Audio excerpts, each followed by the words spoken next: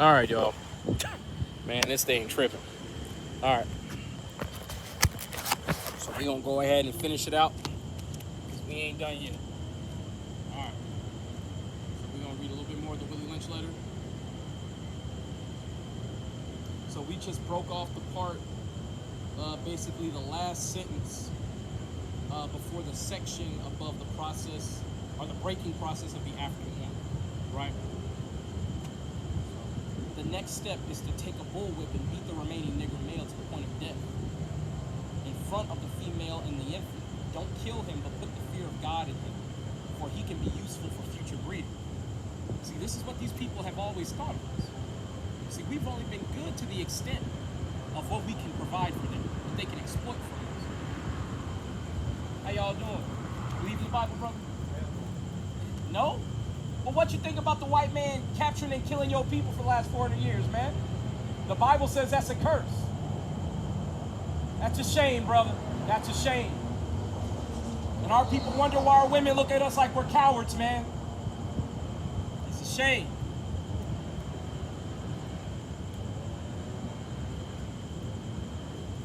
But let's go ahead and get this done, because we're going to read the breaking process of the African woman, and then we're going to read our closing scriptures, and then we're going to go ahead and hang it up for now.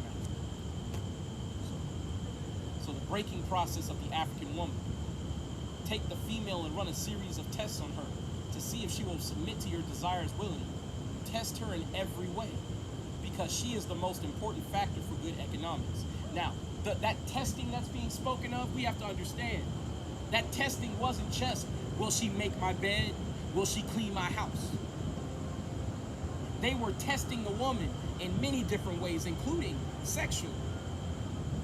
I understand that this woman might say she's married to one of my nigger slaves, but if I come in her slave cabin in the middle of the night, is she gonna get up and give me the goods?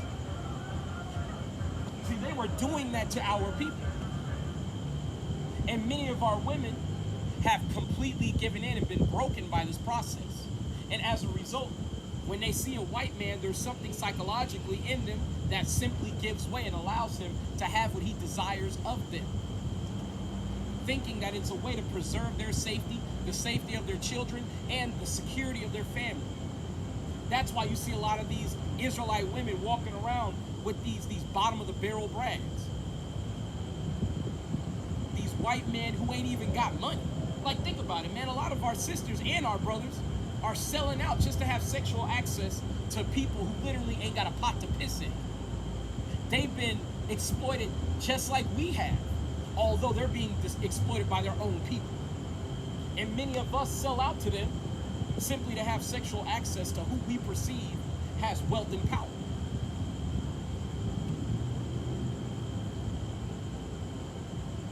If she shows any sign of resistance in submitting completely to your will, do not hesitate to use the bullwhip on her to extract that last bit of resistance out of her.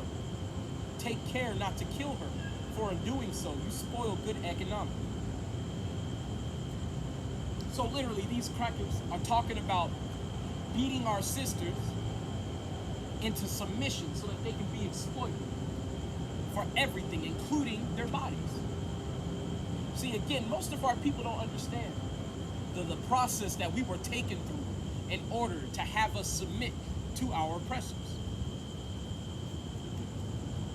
How you doing, brother?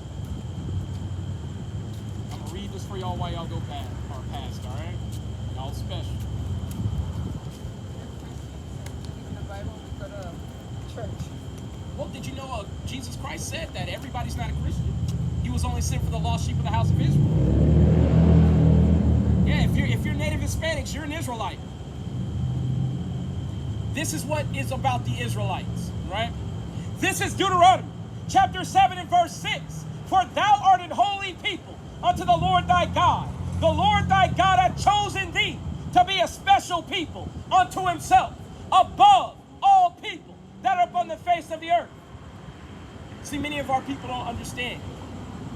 She talking about she a Christian, but she don't know the first thing about following Christ.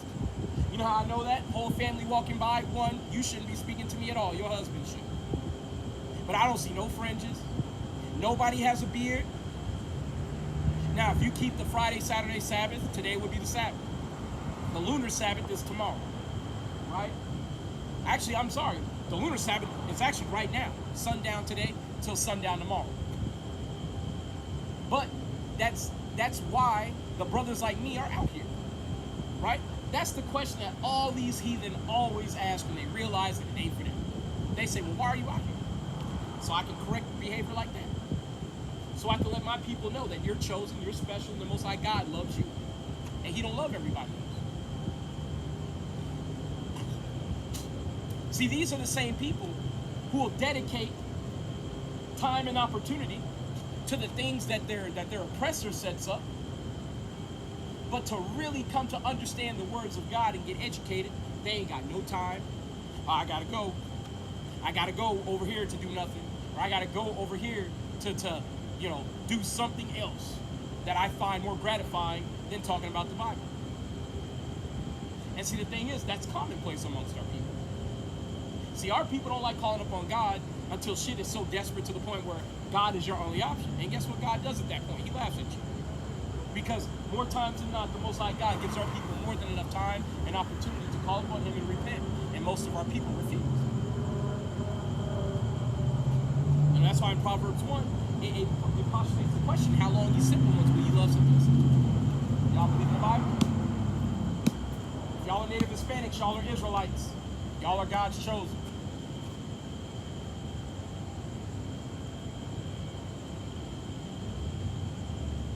But we're going to go ahead and move on to the lesson. Actually, no, we wanted to read the rest of that Willie Lynch injury. How you doing, brother? Reading the Bible?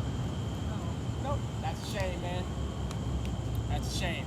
If you Black, Hispanic, or Native American, you're an Israelite, man. The Bible is for you, literally. But I keep saying it, most of our people aren't interested in their history. They don't care about their own people. They don't care where they come from. Most of our people, they are happy here in America. And again, he look a bit aged. He look like he at least in his 50s. He an elder. I keep saying it. Our elders are a never-ending stream at this point. Never ending. And then they have the audacity to stand up trying to lead people with no knowledge and no understanding of how to lead.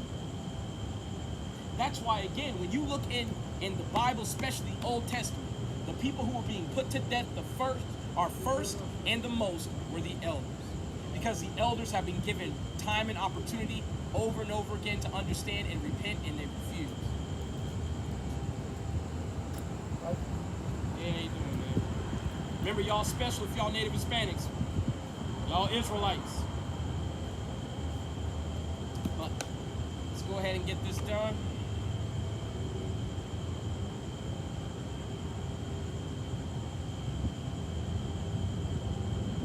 So, when in complete submission, she will train her offspring in the early years to submit to labor when they become of age. So when they come of age, they will immediately submit to work, or submit to the master and get to work. That's why you can bring up those pictures right now on Google of children no older than 2 and 3 years old picking cotton. Can't even form words, out there picking cotton. You know why? Because their mothers have already indoctrinated them to go pick cotton, to go be a slave. Not raising them up to be the next generation of protectors and providers for their families. Not to be stalwart men of God who understand who they are, what their heritage is, and who their family is, and who they should be protecting. See, our people don't realize, man, the destruction of our people came through the woman. You know, that's why when you read the Bible, it says that sin came through the woman, and through her we all died. See, it's talking about things like this. See, one of the things about, if you look at the character, and I know this seems to be unassociated with the topic, but if you look at the character of so-called Superman in the Bible, what is Superman's real weakness? It's not kryptonite. It's the people around him. Those who are not super. So if you want to manipulate Superman, attack Lois Lane. Attack Batman. Attack where the fuck, Metropolis. Attack his city and hold it hostage. And then from there, you can coerce the strong man to do whatever you want. That's what the heathen has done to our household. Not to mention, he has emasculated us in front of all of our people. Again, that's why our males in Israel, we have to learn how to become strong. And one of the ways to learn that is definitely to pick up the Bible, so that you can learn what it means to be a man of God. You can learn what it means to defend your family from the enemies at large, how to move with wisdom, how to be wise as a serpent but harmless as a dove.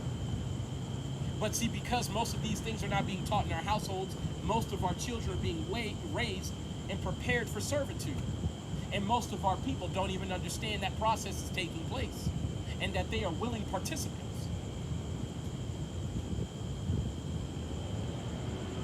Understanding is the best thing, therefore, we shall go deeper into this area of the subject matter concerning what we have produced here in this breaking process of the female nigger. We have reversed the relationship in her natural, uncivilized state. She would have a strong dependency on the uncivilized nigger male, and she would have a limited protective tendency toward her independent male offspring, and would raise male offspring to be dependent like her. Nature has provided for this type of balance. We reversed nature by burning and pulling a civilized nigger apart and bullwhipping the other to the point of death, all in her presence. By her being left alone, unprotected, with the male image destroyed, the ordeal caused her to move from her psychological dependent state to a frozen independent state. So in other words and in other wise, what this is saying is, through the brutality that she has done to the male, her protector and her champion, she is paralyzed with fear. And she will no more raise her children to follow in the footsteps of her fallen champion. See, our people have to understand the process through which our people have been denigrated, especially Israelite men. But most of the time, you can't get an Israelite man to stand in front of you and keep his damn mouth shut for more than 30 minutes to listen to the Bible and to learn about his enemy and to learn about what he should be doing. Most of the time, they want to regurgitate the same bullshit that came from their enemy. See, I wish that brother who was standing here, I wish I could show him all those interactions with all these cracker devils I've had over the past year and some months. And he would realize at the end of watching it that I sound just like them. Why do I sound like the people that are literally my enemies? It's almost like I'm reading out of a playbook. And that playbook is right here. It's the Willie Lynch letter. Now note that this is talking about reversing the roles. And it's going to go into it by the end of this, right?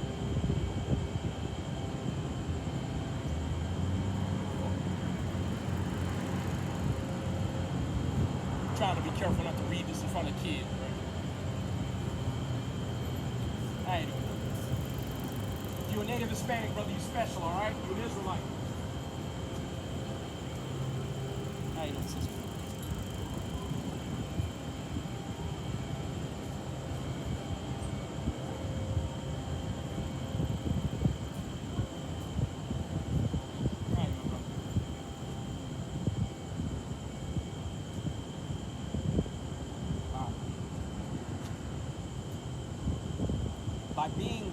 By her being left alone, unprotected, with the male image destroyed, the ordeal caused her to move from her psychological dependent state to a frozen independent state. In this frozen psychological state of independence, she will raise her male and female offspring in reversed roles. I'm going to read this again because it's very important that we understand this. How you doing, brother? You got time to talk about the Bible today? All right, man. You special, man. You an Israelite. So I'm going to read that again because it's very important that we understand what this is saying, right? By her being left alone, unprotected, with the male image destroyed, the ordeal caused her to move from a psychologically dependent state to a frozen independent state. In this frozen psychological state of independence, she will raise her male and female offspring in reversed roles. So in other words, she's going to teach her male offspring to be diminutive, to be shy, to be reserved, and to be pliant and malleable to the slave master, so that that slave master can bend them to their will and put them in the position that they desire. And she's going to teach her female children literally to be assertive, to be brave, to be on the forefront. Why is that? Because her champion is fallen. And with her champion being fallen and she being left alone, she is the front wave of defense to her children. So she's going to teach the values that she is going to have to take on now that her champion is fallen to her daughters. And as a result, you have effeminate men and mascularized women or female children. For fear of the young male's life, she will psychologically train him to be mentally weak and dependent, but physically strong. Because she has become psychologically dependent, she will train her female offsprings to be psychologically independent. What have you got? You've got the nigger woman out front and the nigger man behind and scared. This is a perfect situation for sound sleep and economic. So in other words, this is a perfect scenario to feel safe around these people and to continue exploiting. See, it's not random or a coincidence that the men in America are very, very effeminate and being effeminized more and more with each passing generation. And it's not a toss-up or coincidence that our females are becoming more butch and stud-like with every successive generation. What we're seeing is the culmination of the doctrine that was foisted upon us through the Willie Lynch letter. How y'all doing tonight? Okay? Yeah, go ahead and pass me. I'm just recording. Yeah. Y'all got time to talk about the Bible, though? No. If y'all are native Hispanics, y'all are Israelites, all right? Y'all the people that the Bible talking about. Y'all got time to talk about the Bible? If your fathers are black, Hispanic, or Native American, you an Israelite. But if you come from white folks, you're going into slavery. Yeah, but it's well deserved. Now we can sleep soundly, for out of frozen fear, his woman stands guard for us. I want to read this again, right? Now we can sleep soundly. This is the slave master talking now. This is Willie Lynch in Virginia in 1721, teaching other slave masters. Now, after breaking the male slave, emasculating him, torturing him, pulling him apart, drawing and quartering him in front of his wife, children, and other male slaves. This is what he's talking about now. Now we can sleep soundly, for out of frozen fear his woman stands guard for us. So when we say the woman, the Israelite woman is one of the biggest proponents of white supremacy, it's written right here, and it was intentional. Most of our sisters do not understand that they are a willing proponent of white supremacy. One of the reasons why they do not understand this is because they do not understand the machinations of their enemy. That's why when you read Sirach 12 and 10, it says to never trust your enemy. For like an iron rusted, so is his wickedness.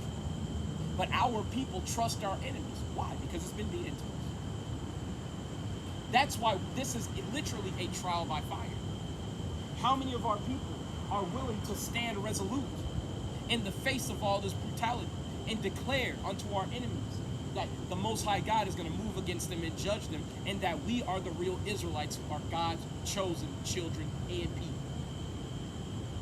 This is a very tough test, because when you read the SOP, or the standard operating procedures of our enemy, it is their procedures to literally break us down to the very basis of elements that they need to operate with. They don't need you being an Israelite.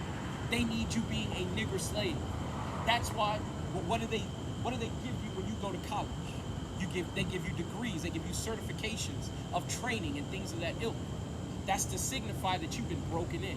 You think as they have told you to think. You got time to talk about the Bible system? Sure? Okay. All praises. Have you ever heard of something called the Willie Lynch letter? No? So what I do is I let blacks, Hispanics, Native Americans know that they are God's chosen children. And today I'm doing a lesson. I'm out here every Saturday at about 4:30 to about 9:30. And I'm covering something called the Willie Lynch letter. So before we start, what's your phone? My father's phone. What's your phone? Okay. Okay. Is Greg a so-called white man or is he Mexican? Mexican? So, did you know the Mexicans are in the Bible? I didn't know that. And they were not called Mexicans. They're called Issacharites.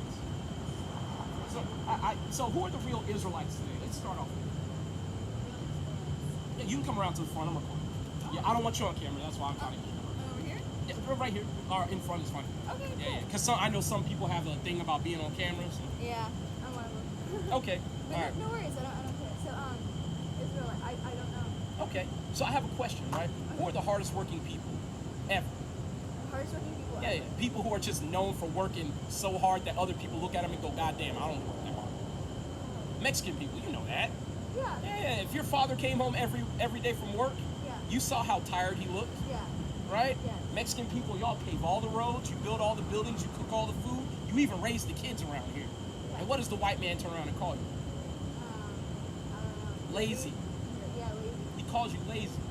Now, if you read in Deuteronomy 28, did you know that's a curse that the real Israelites fall upon? Let me show you.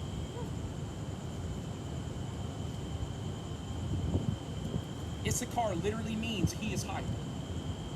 Yeah, Issachar was prophesied to be a strong ass or a donkey. What's the animal from Mexico? And I'm not talking about the flag with the eagle from the Spanish. Yeah. I'm talking about the animal that the Mexican man is known for. The donkey, right? The donkey. Yeah. That's right. And where's Mexico at? It's between America and South America. Yeah. Between two burdens, Yeah. as it says in the Bible. Yeah. It also says that the Issacharite people will be people who would navigate by the stars and the times. Who are the Mexican people before they redeemed Mexican? The Aztecs, right? The Azteca. What does Aztec mean? I don't know. People of time. Yeah. So y'all are literally one of the sons of Jacob. Wow. Yeah. That's why y'all can work a 12-hour shift, go and party for 12 hours, and then get up the next day and do it again without missing a beat. That's special. No one can do that but you. Yeah, yeah. That's why, like me personally, as a black man, so-called, from America, I go back to the tribe of Judah. Who are the best singers and dancers on the planet? Black people. Black people. Yeah. You know what Judah means? No. God's praise. That's How do great. you praise God? Singing and dancing. Yeah. Now it's starting to make sense, right? Yeah. Yeah, yeah. It actually does. I was just about to stop too. See, I want to read something to you before I start because I want to show you why you're here. It's in Isaiah, I believe Isaiah 30. So do you go to church and stuff? No, but I believe in God. Good. Kind of, You shouldn't go to church. oh, yeah. Yeah, I it- didn't believe in it. It's in the book of Acts. I believe it's 7:48. It says the Most High God dwelleth not in temples made with hands. Because this is the church where 2 or 3 are gathered in the name of Christ. Isn't that the church? Yes. Yeah, so there you go. Well, hold on, let me get this. And I'm gonna show you some of the curses that our people are under, okay? Okay. So this is Isaiah 30 and 20. And though the Lord give you the bread of adversity and the water of affliction, yet shall not thy teachers be removed into a corner anymore, but thine eyes shall see thy teachers. So you probably heard me a little bit from a ways away. If you didn't, but you hear me now, right? I hear you. And then when you saw me, you were like, I don't know, I'll stop, fuck it, whatever. You know what I'm saying? But here's why you did that. Verse 21, thine ears shall hear a word behind thee saying, this is the way, walk ye in it. When ye turn to the right hand and when ye turn to the left. That's why you stop. Because something in your ear said, he has something to show you. Stop. Yeah. Right? But you should be asking, okay, you're saying that blacks, Hispanics, and Native Americans are the real Israelites. How do we know that? Well, the real Israelites are going to be under some curses. This is Deuteronomy 28 and 15. But it shall come to pass, if thou wilt not hearken unto the voice of the Lord thy God, to observe, to do all his commandments and his statutes, which I command thee this day, that all these curses shall come upon thee and overtake thee. Now, you would say this is a pretty lawless world, right? Everybody's doing what they want to do. So that means that whoever the Israelites are, there's going to be some curses upon those people that are literally unlike anything else anybody else has ever faced, right? Here's one of these curses, and it's the big one, right? This is Deuteronomy 28 and 68. And the Lord shall bring thee into Egypt again with ships. The word Egypt, if you go to Exodus 20 and 2, Egypt is a house of bondage. If I forcefully bring you into bondage, what is it? It's slavery. And the Lord shall bring thee into Egypt again with ships, by the way whereof I spake unto thee. Thou shalt see it no more again. And there ye shall be sold unto your enemies for bondmen and bondwomen, and no man shall buy you. That word in the Hebrew for buy means to redeem you. No one will redeem you from slavery. So after the Spanish came and subjugated the Mexican people, who came and freed John? No one. How about black people in slavery? Who came and got us? No. How about our South American brothers? Our North Indian brothers, the Puerto Ricans. We're all stuck here, right? Here's another curse, and I know you know this one, because we all know it. Verse 54, so that the man that is tender among you and very delicate, his eye shall be evil toward his brother, and toward the wife of his bosom, and toward the remnant of his children, which he shall leave. What's the black, Hispanic, and Native American man known for? Leaving their family. It's a curse that we're under, Yeah, right? I believe that. This is another curse, and it's gonna hit you because you're standing right on it. Verse 23, and the heaven that is over thy head shall be brass. I see a lot of hard shit around here, right? And the earth that is under thee shall be iron. You know it's in this concrete if they strip it down? Iron rebar. Yeah, these are curses. And this one, verse 48, therefore shalt thou serve thine enemies, which the Lord shall send against thee, in hunger, and in thirst, and in nakedness, and in want of all things. If you get hungry, who do you go get your food from? The white man. Yeah. Walmart, HEB, even that shop over there, even if it's owned by another nation, who do they pay their taxes to and get the permission to run their business from? White man, right? Same with food, water, everything. And one of all things we go to our enemies for, right? And he shall put a yoke of iron upon thy neck until he have destroyed thee. Have you ever seen those pictures of the slaves? They have those iron collars with the little prongs sticking out. Yeah. They would do that, and if you tried to run away, you'd run into a tree and you get hit in the neck. Yeah. And that's if they didn't put the whole thing on, because you know that's one part. They had a guard or like a little dome that they would put over it, and it would stop you from spitting. But really, it was to basically restrict your breathing and things of that nature, right? Yeah. But they put those collars on our necks until they destroyed us. When you put a shock collar on a dog, what happens to that dog eventually? Like bad dog. He just sits there. This is so, Yeah, because if he can't go past this line, he might try it a few times and get shot. But after a while, he just sits there. And he knows to go by that line.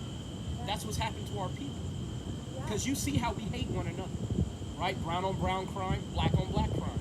Yeah. Say if a black man steps on my shoes, man, it's like going to be some we do problems. the right thing, you know? I'm sorry? It's like we do the right thing. Oh, yeah. Goes up, he's like, stepped on my shoes. Yeah. I'm surprised you've seen that movie. I love that movie. Okay.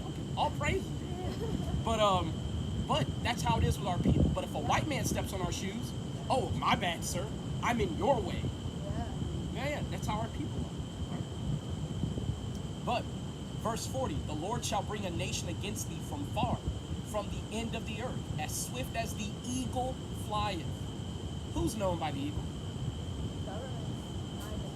Well, the white man. But guess what? Not just America. Did you know that the Romans had the eagle?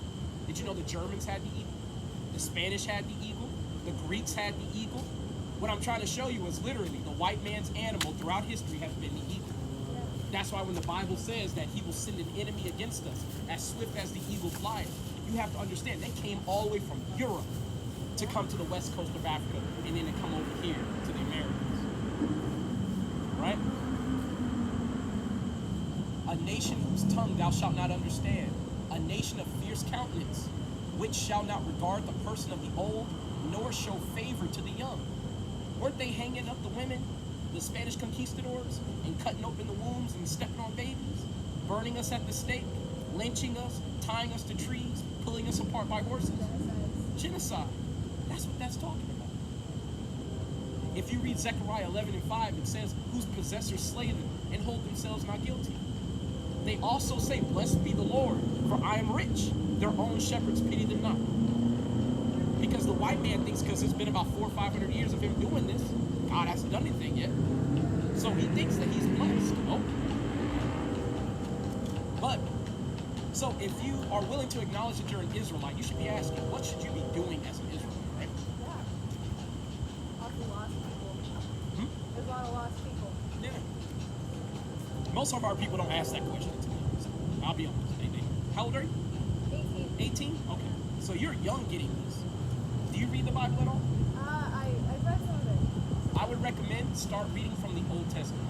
Okay. Do you know who the Hebrew Israelites are? Have you heard of them? You know, I've only read the book of John to the end of Revelations, but I haven't read any of the Old Testament. Okay. I have to say this: you cannot understand the New Testament without the Old Testament. Okay. Yeah. So you remember when Jesus Christ stood up in the synagogue and he said like he's here to like comfort those who mourn, to set at liberty the captives. You know he was quoting Isaiah 61 from the Old Testament. Yeah. So that's why when you see certain prophets saying certain things, like a lot of the things Paul was talking about, he was taking it from the Old Testament. Nothing in the New Testament is detached from the Old Testament. Yeah.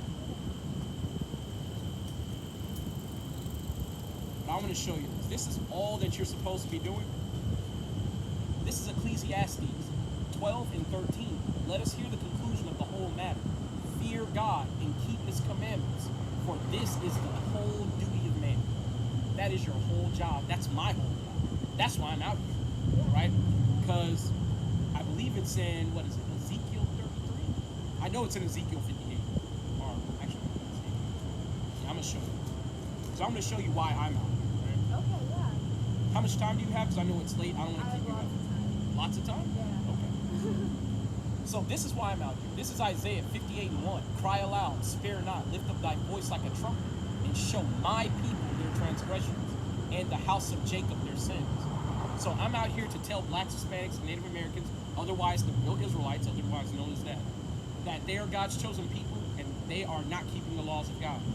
And they need to return unto the Most High God and keep the laws. How many commandments are there in the Bible? 613. Okay. Wow. Now you know where you learned that 10 number from? The church. No, not just the white man, but the church. Yeah. Yeah. That's who teaches you that 10 commandments are all that there is. But why am I wearing these? It's Numbers 15 and 30. It's a commandment. Do you eat pork, shrimp, crab, and lobster? Yeah. You shouldn't. Leviticus 11. Those are commandments. Now you're doing these things, but nobody in the church has ever told you not to do it. Oh, that bike is coming down.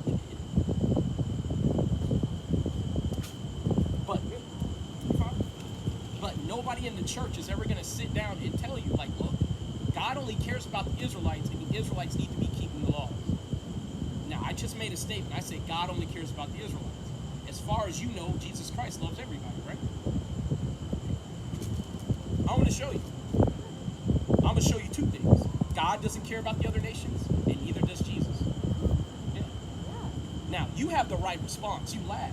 Most of our people, they hate hearing it because they want the same people who raped, robbed, and killed our people to get into the kingdom of heaven. Yeah. That seems so strange, does it not? It's awful. Yeah. But, so this is going to be 2nd Ezra 6 and 54. Do you think that they Sorry. oh, you're good.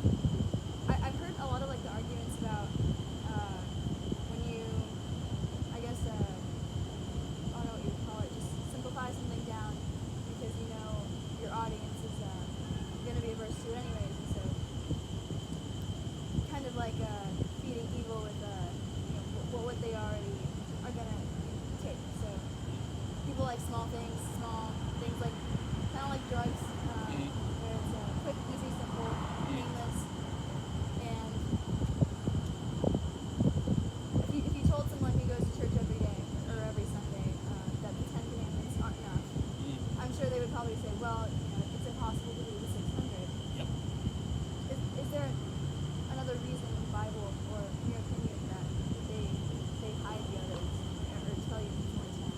I want to show you this. You actually said something. I'm actually going to go in a completely different direction because I think you already know God don't love everybody. Yeah. I think that's something I don't have to drill home. I want to show something to you. It's in the book of Judith.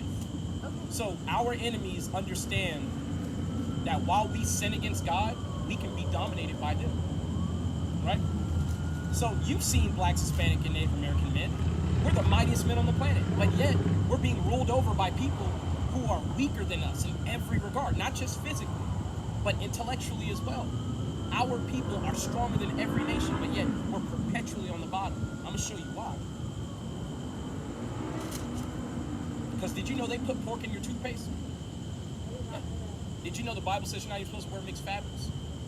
I think I do know that. Yeah. But what does your enemy say that you can do? They say you can do all those Whatever you things. want, yeah. Now, who are the people being held to the law? The Israelites. Yeah. So, and what did I just read to you out of the book of Deuteronomy? If we break God's laws, the curses are going to come. Yeah. And one of those curses is that we would go before our enemies, one, like unified, and we would flee 7 ways before them. That's a curse that they know will happen to us if we don't keep God's laws. Let me read this one. Yeah, buddy. I believe it's in Jude 5. Yes. Cool. So this is Jude 5 and 17. And whilst they sin not before their God, they prosper, because the God that hateth iniquity was with them. So, and this is a I believe it's a Moabite, right? It's either an Ammonite or a Moabite talking to an Assyrian king who's trying to bring his armies against the Israelites, and he's asking those people like, "Hey, how do I take them down? What's the secret to their strength?" Right? So I'm gonna read it again, verse 17. And whilst they sin not before their God, they prospered, because the God that hateth iniquity was with them. But when they departed from the way which he appointed them, they were destroyed in many battles very sore, and were led away, or led captives into a land that was not theirs. And the temple of their God was cast to the ground, and their cities were taken by the enemies. But now are they returned to their God, and are come up from the places where they were scattered, and have possessed Jerusalem, where their sanctuary is, and are seated in the hill country, for it was desolate. Now therefore, my Lord and Governor, if they be any error in this people, and they sinned against their God, let us consider that this shall be their ruin, and let us go up, and we shall overcome them. Now you understand what he's saying. He's saying if they're sinning against their God, we can go take them. But if there be no iniquity in their nation, let my Lord now pass by, lest their Lord defend them, and their God before them, and we become a reproach before all the world. Remember Egypt, how the Most High God overthrew Egypt, and all throughout the Bible. If you read the Old Testament and the New Testament, it talks about God who led us by the hand out of Egypt, and all the nations witnessed it. Because when you read the Old Testament, while our people were going through the wilderness, all the other nations were conspiring to kill us. But they knew our God was with us. And as long as our God is with us, they know we can't be touched. Now, I have a question. So why are we in captivity today? I would say fear. So, Fear. Okay. But how are we able to be dominant? I'm testing you on what we've covered. We've broken the law. We broke the law. That's right. So most of our people don't understand, because when you tell them, hey, don't eat pork, they go, well, how does eating pork translate to a cop pulling me out of a car and beating the shit out of me? Yeah. But when you read Isaiah 10, and I'm going to read it for you, I want to show you that all these heathen nations, they are literally the switch. Have you ever been, you got beat by your parents, right? You got Mexican parents. Yeah. So I know they beat you with the chanclas and all that shit. Yeah. My parents would beat me with shoes and extension cords and shit, so Yeah. I get you, right? And then you're like, you can't do that to me. And they're like, yes, I can. Yeah, like, And who's it's going to stop like, it? Well, you know? But here's what the heathen nations are, right? So this is Isaiah 10 and 5. O Assyria, because we went into the Assyrian captivity, right? So it's talking about the Assyrians, but this goes for all the heathen nations who come against us. O Assyrian, the rod of mine anger, and the staff in their hand is mine indignation. I will send him against an hypocritical nation, and against the people of my wrath will I give him charge, or give him a charge to take the spoil, and to take the prey, and to tread them down like the mire of the streets. So what this is literally saying is, against the hypocritical nation, the nation who is breaking my laws, I'm going to give these Assyrians a charge, or the ability to go and oppress my people. Because it says that literally the Assyrian is the rod of the Most High God's indignation. Indignation is righteous anger. So when the Most High God gets angry with his children, well, how is he supposed to beat us? Yeah. With the other nations. That's how he does it. Verse 7. Now, this is why I really want you to pay attention, because when you talk to, say, white people or Asian people, because they're all heathen, right? They don't think that they do these things. The Bible touches on this. Verse 7. Howbeit he meaneth not so, neither doth his heart think so, but it is in his heart to destroy, and cut off nations, not a few. So despite the white man going, oh, I'm not just a slave master, I'm not evil, But that's all he can do because that's what he was designed to do. Right? So one of the things that our people find hard to believe is that the Most High God would send a nation to correct us. But that's exactly what he's done. And in terms of the captivity that we're in right now, we are under the worst of the worst of the worst of the heathen, right? Because think about it. Wherever the white man has gone, what has sprung up? Rape, robbery, and murder. Like, and I know some people are sensitive about this, but homosexuality is against God. Wherever the white man goes, guess what springs up? Homosexuality. Pedophilia, or pederasty is what they would call it during the Greco-Roman times. Seeing like David Bowie being like praised on a pedestal is like it's like he's supposed to represent like love, but he goes against everything. Yeah. That he sparks so much of the opposite.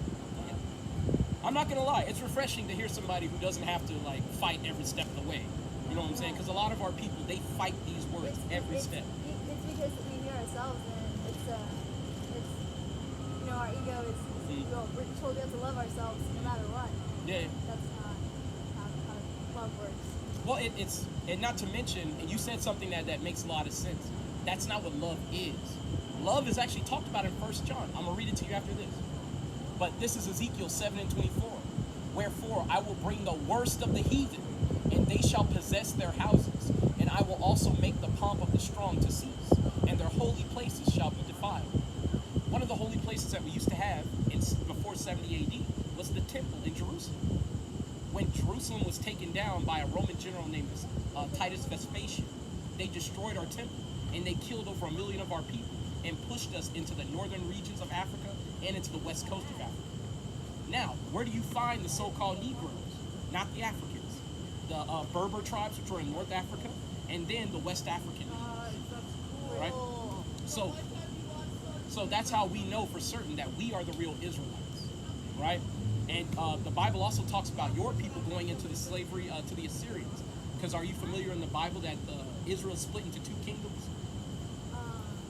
No, but politics, I mean, you see the... Okay. Well, if you read the book of 1st and 2nd Kings, you'll cover them, right? There's a point where you have the northern kingdom and the southern kingdom, and the southern kingdom is blacks, you know, basically black folks.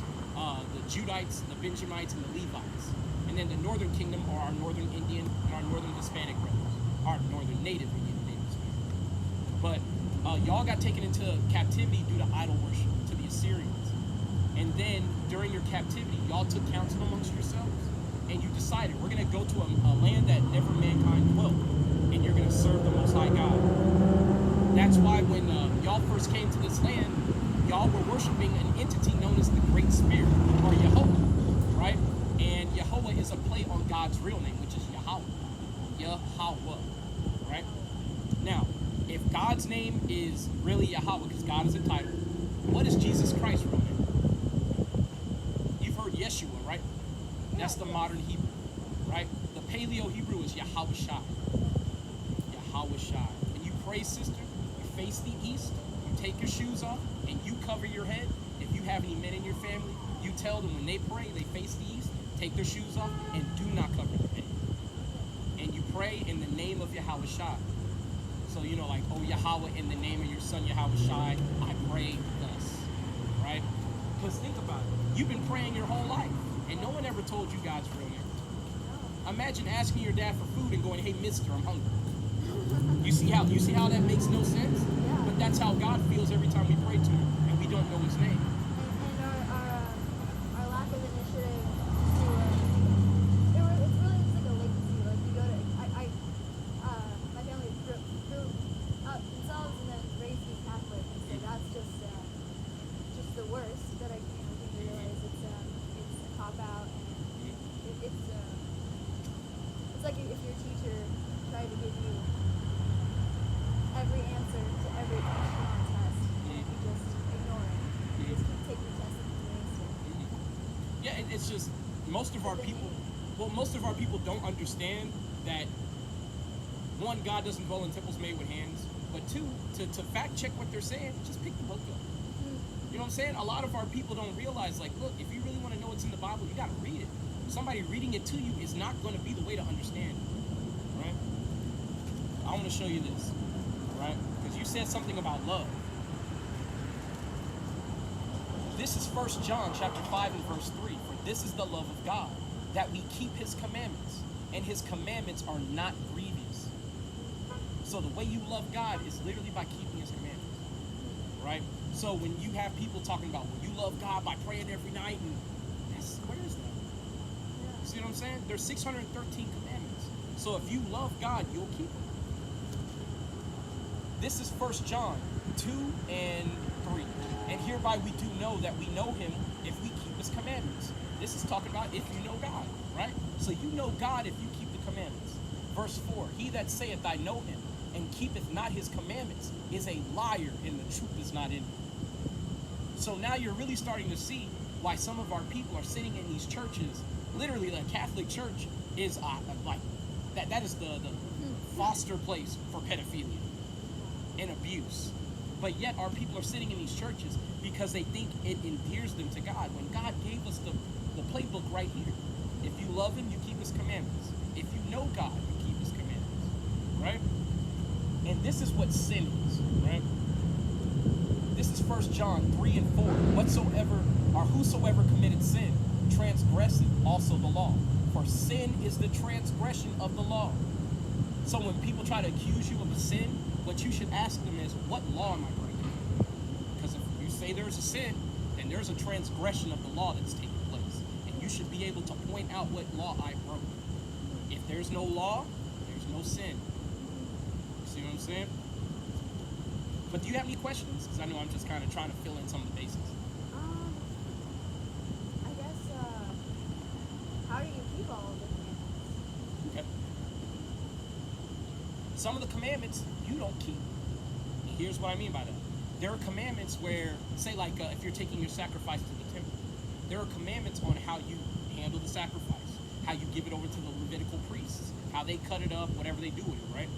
But we don't have a temple right now. The only place you can give a sacrifice is at the temple. So that's a commandment you can't keep. There's a commandment where literally if you're on your menstrual cycle, you're supposed to be, because technically for that period of time, you're unclean. So in the Bible, you would have been in a separate house. You know how a lot of, like my wife says it all the time, when I'm on my period, I just want to be away from everybody. Yeah. But guess what? That's in the spirit. That's what's supposed to happen. On your cycle, you're literally supposed to be in a different accommodation from your family. And it's not that you're exiled or anything, but it's that during that time, the Most High God has set you apart. And then at the end of your cycle, you come back. But that's a law that I personally can't keep. And that's a law that you likely can't keep either, because we're in captivity. Most of us don't have two houses. You know what I'm saying? So when it comes to keeping all the laws, you keep them I don't want to say you don't intend to keep all of them, but if you don't know all 613, don't burden yourself with keeping every law when you haven't even learned how to keep the first one. Right? Like today is the Sabbath. Right now at sundown today, the lunar Sabbath began. So when I head home, I'm not going to buy anything. When I get home, I'm not going to cook anything. I'm not going to do any servile work. I'm just going to rest.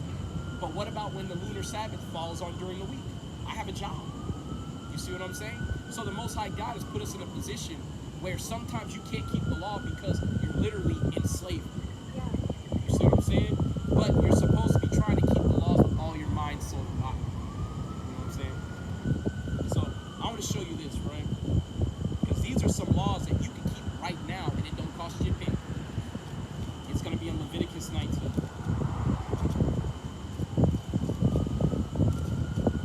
Actually, you know what? I'm going to start at 11 because this is the dietary law, right? This is Leviticus 11 and 3. Whatsoever parteth the hoof and is cloven footed and cheweth cud among the beasts, that shall ye eat. So what animals have hooves and chew cud? But I don't even know what that is. You know how when a cow chews grass, it's chewing like that bulge of grass in its mouth? Okay. And it swallows it and it throws it back up and it swallows it over again and throws it back up. That's cud. Alright, Right. so hooves and then cud. And chew the cud. That'd be cows, right? Cows, deer, you know, but also something that chews a cud is a camel. Okay. Right? But you can't eat a camel. It's going to go into it. Nevertheless, these shall ye not eat of them that chew the cud, or of them that divideth the hoof, as the camel, because he cheweth the cud, but divideth not the hoof. And he is unclean unto you. And the coney, which is a rabbit, right?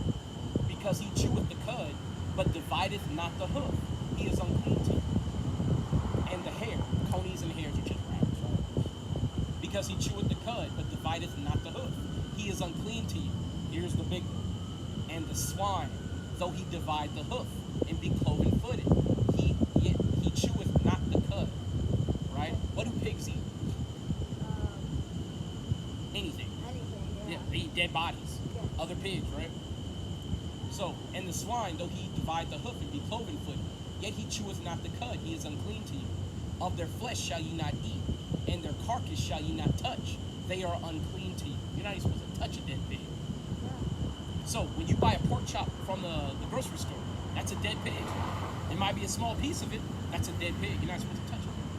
Yeah. Have you ever seen the Coke test on a pork cutlet? No. Look it up on YouTube. All they do is they take a pork cutlet and they pour Coke on it, and then you just wait, and parasites come out of the meat. Oh god. Yeah. And like the thing is, those are things that like science is like we know it's not good for us, but we didn't even need to go through all that studying things like that because it is love. Like these rules, it's like with your parents. There are rules that we need to follow because it restricts our freedom, but it's out of love. Yeah, yeah. So we can be good. Yeah. Well, and when you get older, you see the efficacy of their wisdom. Yes. You know, a lot of things that my parents taught me when I was your age, I was like, man, why are you telling me this? I can do what I want. I'm a man now. Let me do my thing. But then after getting into tight, spaces as an adult, like say I'm joyriding at 3 o'clock in the morning and I get arrested by cops. This has happened to me before, by the way. Getting drug out of a car. But guess what? If I weren't out at 3 in the morning, what would have happened to me? Nothing. I would have been safe. You know what I'm saying? So the wisdom of your parents is for your own good. That's why a lot of times, it's almost like reinventing the wheel in a sense. Like you said, a lot of the wisdom that we need is right here in the Bible. But we're so proud and we don't want to rely on the wisdom of a book that we go, it's just some old book, I don't need it. Lo and behold, it tells you everything you need to know about how to live your life. Did you know the Bible also says never trust your enemy? Yeah, it's in a book called Ecclesiasticus or Sirach. It goes by 2 names. But Sirach 12 and 10 literally says never trust your enemy. For as iron rusted, so is his wickedness. Meaning, though he might be trustworthy right now, if you wait long enough, your enemy will stab you in the back. Now, who are we sold to in slavery? Our enemies, right? Now, who is that enemy that I'm talking about? The white man. Now, guess what? He wasn't alone. Yeah, I'm going to read this to you, right? So I'm going to finish this commandment. This will be the one I'm going to leave with you. If you want to read it, if you want to write it down, it's Leviticus 11. Do you like to read a lot? Yes. All praises. In Revelations 1 and 3, it says, blessed is he that readeth. You ever notice the dumbest people amongst our people don't read? Yes. And they fall into ditches over and over again. And they never seem to learn because they don't read. The Bible literally tells you how to avoid being cursed. But the thing is, our people don't like listening. But it's in Leviticus 11, if you got it. And, let me finish this. So, that was for the pig. This is the stuff that's in the water, right? So, verse 9. These shall ye eat of all that are in the waters. Whatsoever hath fins and scales in the waters, and in the seas, and in the rivers, them shall ye eat. So, what has fins that's in the water? I guess like trout, catfish.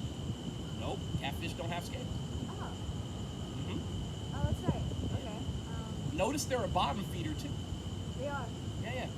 So all the poop and all the refuse and trash that's in the water, they eat that. Where do you think that trash and that toxic material goes in the body of that fish? It's in the body of the fish. Right, yeah. And when you eat it, where does it go? Into you. To us, yeah. Yeah. That's why God is literally telling you, don't eat the stuff that kills you. Now, if it said here, don't eat a trash can, most of our people would be like, oh, that's good knowledge. But because it says, hey, don't eat catfish, don't eat crabs, don't eat shrimp, lobsters, our people are like, well, I like those things. Yeah. But what happens to them when they turn about 60 years old? They got gout, high blood pressure, cancer. But if they kept a healthy diet, would they have those things? Probably not.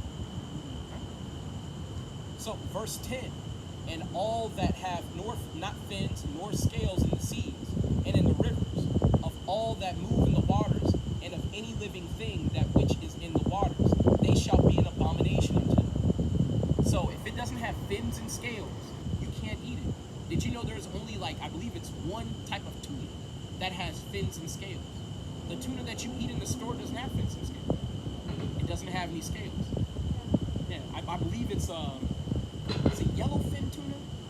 Because yellowfin tuna is like $1,500 a pound. Yeah. Now you see why when you go to the butcher shop, they have pork really cheap, they have shrimp cheap, crab cheap, and catfish cheap. Our enemies know if we are not keeping the laws of God, guess what they get to keep doing to us? Oppressing us. And that's like another hard thing is most people these days I feel know that we're under oppression in countless directions. And I feel like there's a spirit of rebellion against oppression of all sorts, but they use rules from God and they manipulate them, and that's what the vision of God has become, is just this oppressor, even though it's the white man that's oppressing us from God. Yeah. And I think it's just so hard to see people don't do what you're doing, not as much, and you're doing an amazing, I appreciate it. incredible job coverage, because you're not only fighting for what you believe in, but you're also fighting against every single oppression that's coming in your direction. Some guy standing out alone, a black man standing out alone in the street, and you're when you're in a society, you know that there's going to be eyes and watching. You feel all of it's incorrect, and you know it. But having that strength in yourself is hard. But it's also really difficult for me to. I guess I see what you mean. All the answers are in the Bible. Yeah. All you have to do is read it.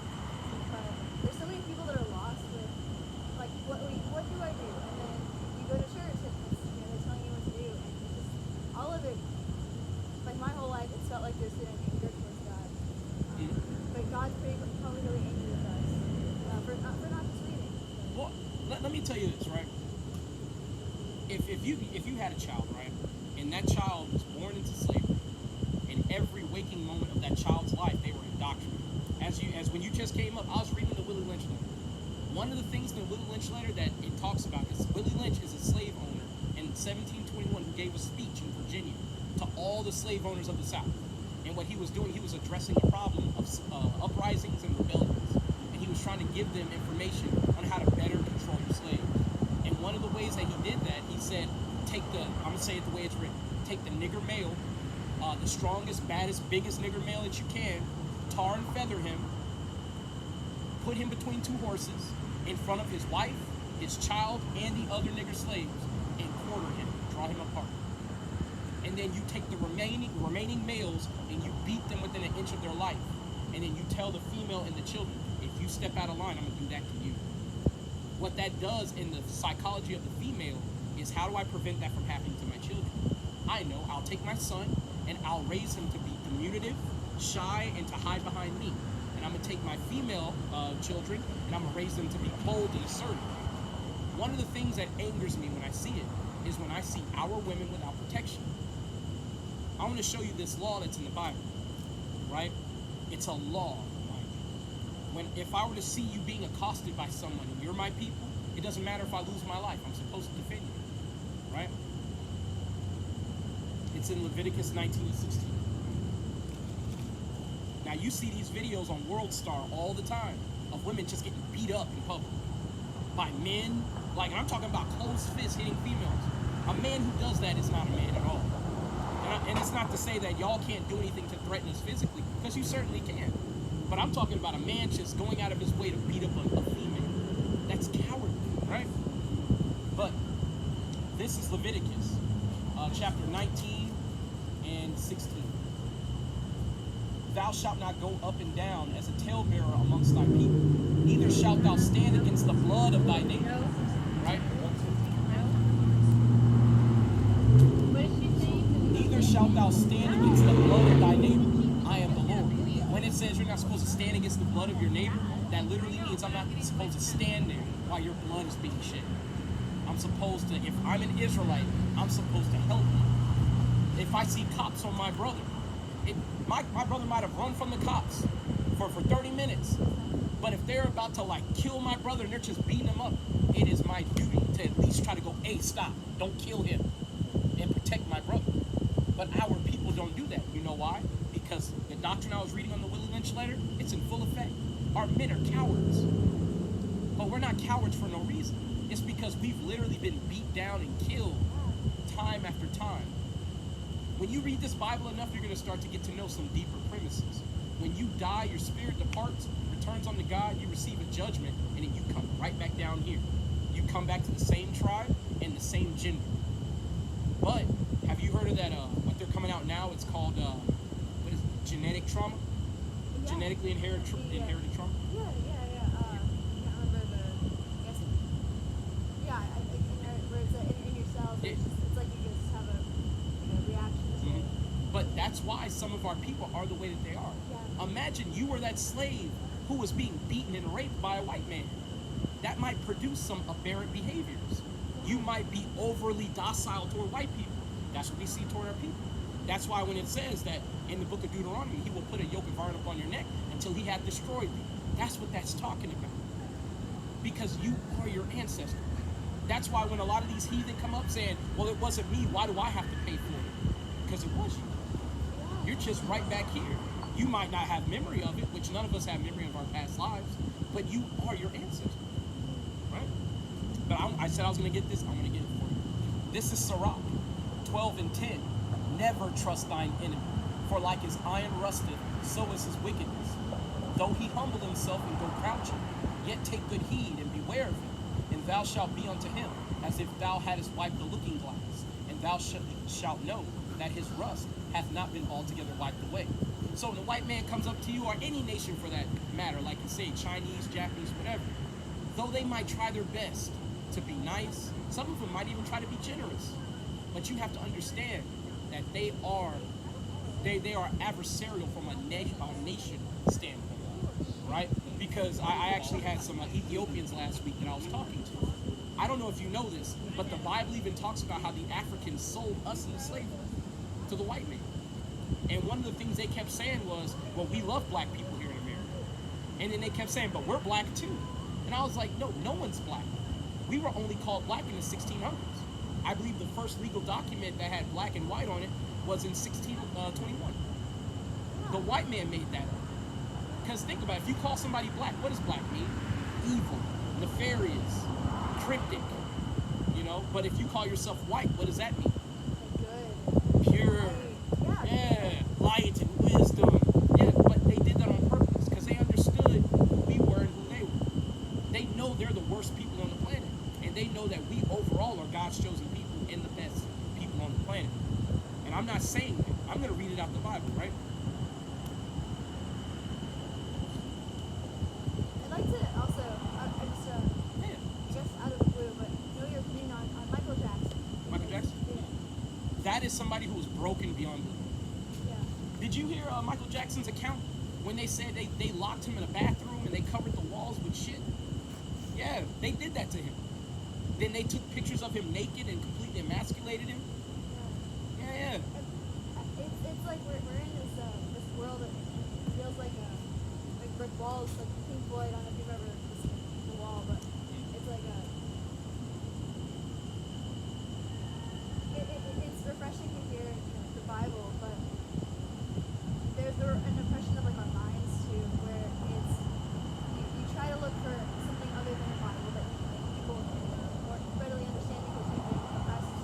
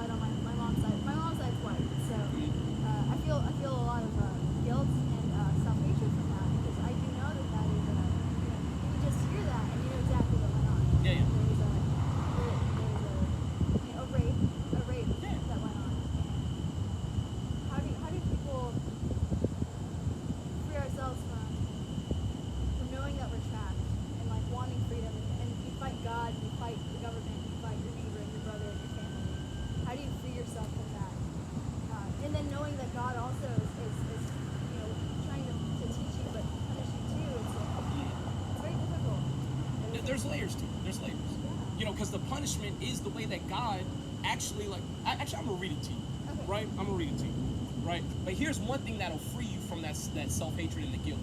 This is Numbers 1:18, and they assembled all the congregation together on the first day of the second month, and they declared their pedigrees. Your pedigree is your lineage, right? After their families by the house of their fathers. You don't have to worry about your mother's side. It doesn't mean you don't love your mother. It just means in terms of who you are who your father is. Now, some of the people think like, oh, I'm white. You know what I'm saying? I can pass for white, so I'm white. You know, my dad is, you know, showing a little bit of blackness, but they know their dad is like, you know, the so-called African American, right? But they claim that side on their mother's side just so they can blend in and have better luck. Jokes on them. Evil for freedom, because we've been like taught that when you reject when you accept free, like people, that's your way out, because that's the way the white man is, or I guess it sounds like it's all very saturated words, but they're just literal.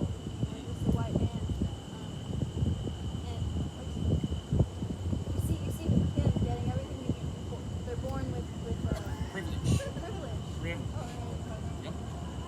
I feel like it's just we've been conditioned to strive for the same privilege they get, and the only route to that is evil. And then you see, you know, you try to follow God, and then it's following the same track of oppression. How do you get that strength of spirit? And how do you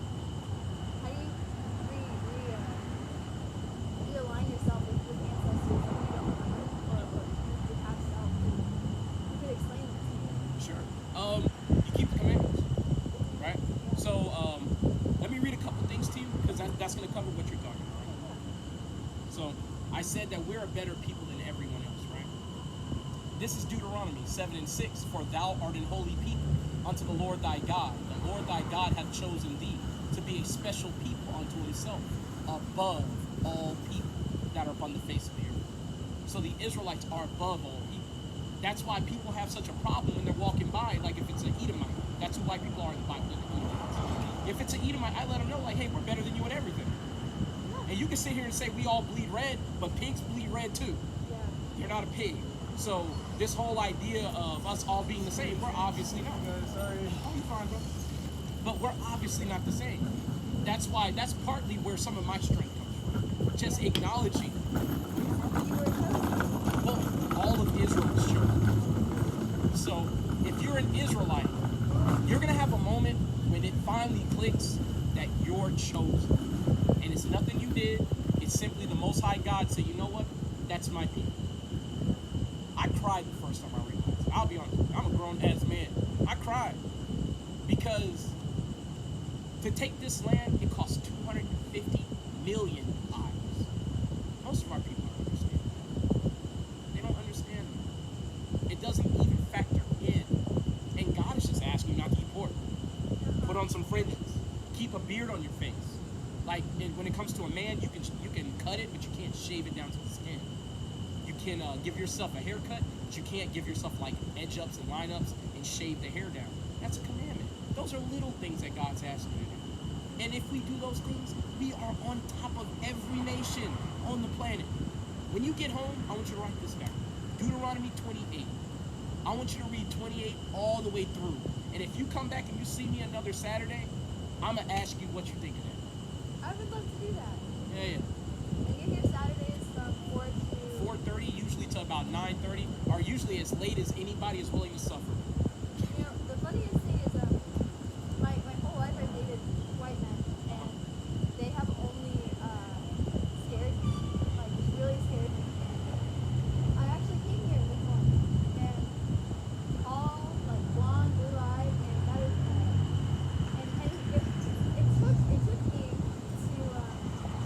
literally like making up a reason to hate him, because it was so like all encompassing of this like power. It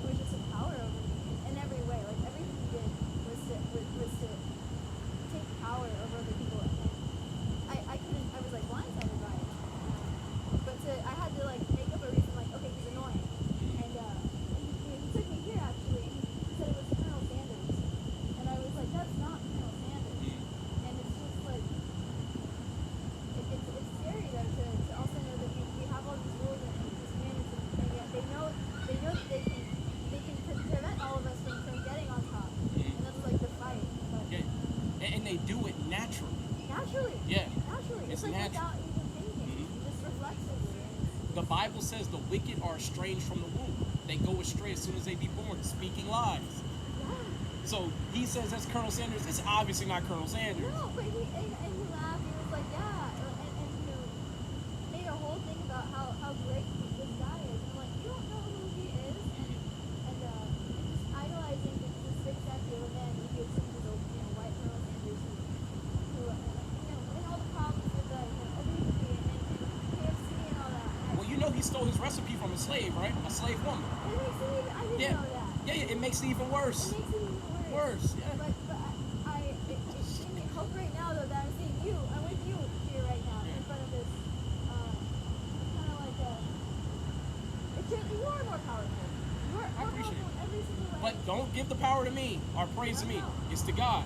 Because he woke me up too. Yeah. I used to think there was no difference in women. You know, and not to mention, the Bible says not to make whores out of our sisters. I used to be the type where it's like, I got her number. Yeah, I'm getting draws. But did you know a man has a duty of marriage? So when a woman has sex for the first time, what happens? Her hymen breaks and blood comes out. Did you know that's a blood covenant? That's why when a man leaves you, you feel like that man has destroyed your world. Yeah. It feels like every time you've dated and had sex with someone and they leave it feels like a rape even if it isn't. And that's right. And then there's like this odd thing of you chose it and you chose to so you think you're part of the decision, but it ends in the same. But here's the thing: most men are not. I'll speak for myself, right?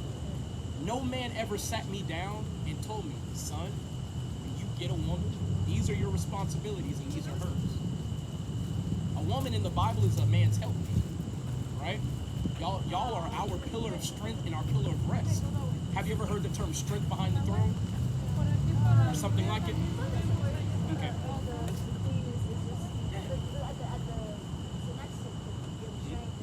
Yeah, but y'all are literally our strength in private. Because, in private, sometimes a man will come, he'll just break down. Because, we got to be strong for the world. But behind the scenes, a lot of times our wives are like, look, babe, you got to get up. You got to keep fighting. Because not only am I depending on you, but all these other people look at you and you're leading them. That's the strength that you guys are to us. But y'all are told that, fuck a man, get some money. Yeah. Twerk. Get on OnlyFans. You see what I'm saying? Yeah. I'm going to show you something, right? I'm going to read this to you. This is the Willie Lynch letter. The breaking process of the African woman. Take the female and run a series of tests on her to see if she will submit to your desires willingly. Test her in every way because she is the most important factor for good economics. You got to remember, he's talking about the dealings of slaves. So the key, the centerpiece, and the key to the family is the woman. Because the man is doing everything that he's doing to protect and provide for the woman, and the woman is raising the children. So y'all have the most intimate hand in raising the next generation. So if he gets to affect you, guess what he's done to your children? He's affected them too. And he's affected the man. I'm gonna keep going. If she shows any sign of resistance in submitting completely to your will, do not hesitate to use the bullwhip on her to extract that last bit of resistance out of her. Take care not to kill her, for in doing so, you spoil good economic. In other words, you damage your goods. But you notice he's saying you are to break her and take everything from her. I'm sure with you dating white men, you felt that. They wanted complete subjection. And anything outside of their will, it's like, oh, you're just being unwilling. Break the bones, put you on strings. Yeah.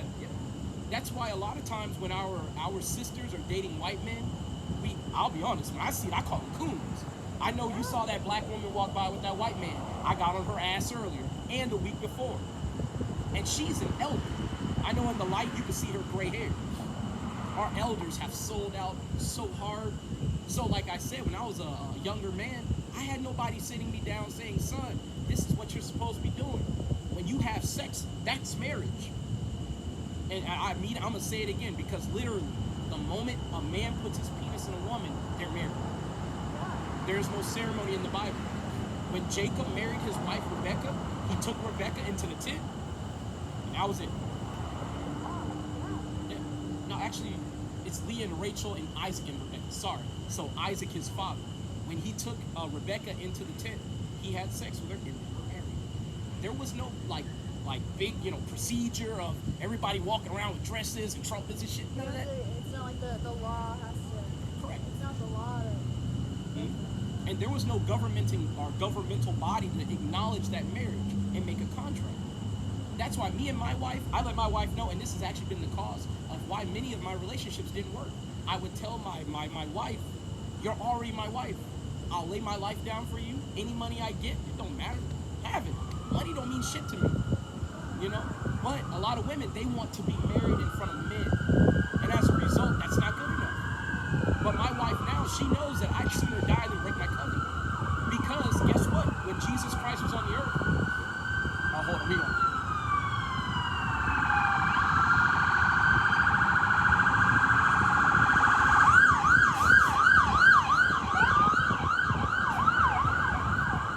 But one of the things that Jesus Christ, basically tightened up a little bit were the laws of marriage. So, like, it used to be adultery was if a man got with a married woman. Now, so say like,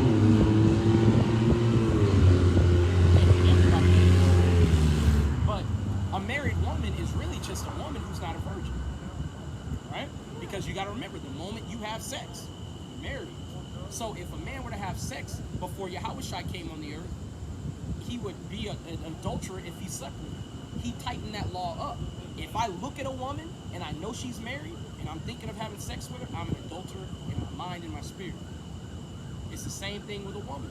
And here's the thing, a man can have more than one woman, according to the Bible. Now the thing, because you notice the difference between men, we don't have the emotional connection with sex. The thing that we lack is the sense of duty and honor when it comes to sex and dealing with women. So that's why my wife knows I ain't cheating. Why? Because she's a handful. You know what I'm saying? Yeah. Like, that's something that men don't understand. When you have a woman, before my wife ever even gets hurt, I have to face death. That's the covenant that I've made. That's why, one of the vows you take in sickness and in health. I'm literally her provider. I'm her protector unto death. And long as she doesn't commit an act of fornication, like sleeping with an animal or committing adultery, which is getting with her being a married woman and sleeping with another man, that's adultery for her. Me as a man sleeping with a married woman is adultery for me, right? So long as we're not committing acts of fornication, I have no way of out of that marriage, and neither does she. We're married for life. That's why it seems like when you go to another partner, they carry spirits with you. Yeah. And you carry spirits with you. Certain things start happening. It's like these other people literally get in the way without even being there, because it's like it is like they are still with them, but they've made that pact with them. Yeah. Wow. Makes a lot more sense, don't it? Yes. Yeah. Yes. So what I would advise you to do is try to go to these camps or look up the Hebrew Israelites and join a camp, Yeah. right? I would love to. Yeah, because one of the things that you're going to have to select from are the men out here in this world. And if you're selecting from a group of men who don't even know their responsibilities in a marriage, what are the odds that your marriage is going to fail? Pretty damn high. Yeah. You're doing good work, spreading I the word. appreciate it. But, what time is it? I have no idea. I got to get home. Are you walking home? I have my car. I just like to walk around the river walks. Okay. But, You know people get mugged out here, right? yes, I have personal protection. All praises. You got a gun? Not a gun. Pepper spray. Pepper spray. Okay. And a pocket knife. Have it at the ready, sister, please. Yes. But I do have a channel on YouTube. If you want to add that, I would love. Yeah. What's This way. it's just Haya L, Haya space EL. I got 2 videos to upload. One from last week because I have 2 channels. One of my channels I put the videos up private. The other channel I put it up public because of you heard the way I was talking, right? They gonna shut my channel down eventually. But it's Haya L. If you sub to it, just drop a comment, and any video I add to my other channel, I'll try to add you to the list. All right? Thank you so much. Sure thing. You have a nice night. You too. What's the name of God before you go? Because I gotta test you. there's a way to say it. Oh Yahweh, oh Yahweh. You know how the Native Americans, they used to sing their thing? So, oh Yahweh, just remember that. Oh Yahweh, Yahweh. And then if you know how to say Yahweh, you can say Jesus Christ's real name, which is Yahweh Shai. Just add Shai to the end. Yahweh Shai. And one more question. If you got questions, just ask them. I ain't going nowhere. Yeah, okay. Yeah. I actually did meet some Muslim men not so long ago, and they tell me how to pray, and I have been doing that where I wash myself, and You don't have to do that. It feels good to Well, that's good. To prep yourself to pray to God. That's good. That's good. But you know, and like they told me they're gonna get a mat and all that, and take me, and it made me feel happier. But told me not to say amen, to say amen, like Robin. No, you say amen. Amen. Amen. Okay. So, because amen means so be it. I want to show you something, right? That was the one thing I was like, I don't know. Look it up. So I'm going to show you something, right? One of the things that people don't realize is God is not dealing with any other nation except for Israel, right? Allah is a title that means God or power, right? God has many names. Yahweh is his actual name, but Allah or Al-Shajj is another name. Al-Shajj means demon-like power. You have to understand, when God is dealing with the heathen, he is not nice to the heathen. The heathen know him by the judgments that he does to them. When is the last time that the heathen got a real face full of God? The Egyptians. And what did he do to the Egyptians? He destroyed them. This is Amos 3:1. Hear this word that the Lord had spoken against you, O children of Israel, against the whole family which I brought up from the land of Egypt, saying, you only have I known of all the families of the earth. Therefore I will punish you for your iniquities. That's why we get punished, and they don't. Right? I want to show you something else, right? So you said you ran into some Muslims. Yes. Who is their prophet in Islam? Muhammad. Muhammad is an Ishmaelite. Now, if you read the Hadith, Muhammad is described as a white man. Most Muslims don't know that. Muhammad was literally a white man. So at best, he's an Ishmaelite, which is not an Israelite. At worst, he's a Edomite, who is the most hated enemy of God. I want to read that before you leave, because I want you to know that the Most High God hates these white folks more than I do, right? So this is Amos 3:7. Surely the Lord God will do nothing, but he revealeth his secret unto his servants, the prophets. So it says that he reveals his secrets unto his servants, the prophets. The prophets, according to the Bible, it's in Psalms 148:14, right? And I'm going to read that just to prove it. My wife can kick my ass, but that's cool. So, Sorry about that. no, don't worry about it. Is it 147? No, it's 148. Okay, cool. So this is Psalms 148:14. He also exalted the horn of his people, the praise of all his saints, even of the children of Israel. A people near unto him, praise ye the Lord. This is just to say that if God only reveals his secrets to the prophets, and they're claiming that Muhammad is a prophet, but the Bible literally says that the only prophets that there are saints, and the saints are Israelites. So He can't be a prophet. A false prophet. Do you know the history behind how Muhammad actually got taught? Because you remember, Muhammad was illiterate. He couldn't have read the word. That's right. He was following around the real Jews, and we were teaching. That's why there's something called the Arab conquest of the Maghreb. You might want to write that down. Arab conquest of the, I think it's M-A-G-R, it's like G-H-R-E-B, Maghreb. Okay. But it's the Arab conquest of the Maghreb. It happened, I think, in the 7th century. And it's when Muhammad and his forces made an excursion into northern Africa and parts of West Africa. And he was looking for the Jews. And he was forcing us to convert to Islam by threat of death by the sword. Wow. Yep. Interesting. Yeah. Now it starts to make more sense why our people are into all these different religions. But the only religion that they don't come back to is the one in the Bible. It's because when we're taught about the Bible, we're literally taught that a white man is Jesus Christ. You know that man is a real person. His name is Cesare Borgia. Yeah, he was the son of Alexander, the sixth Pope of Rome. He was literally a murderer. He killed his own brother, and he had sex with his own sister, and he was a pedophile.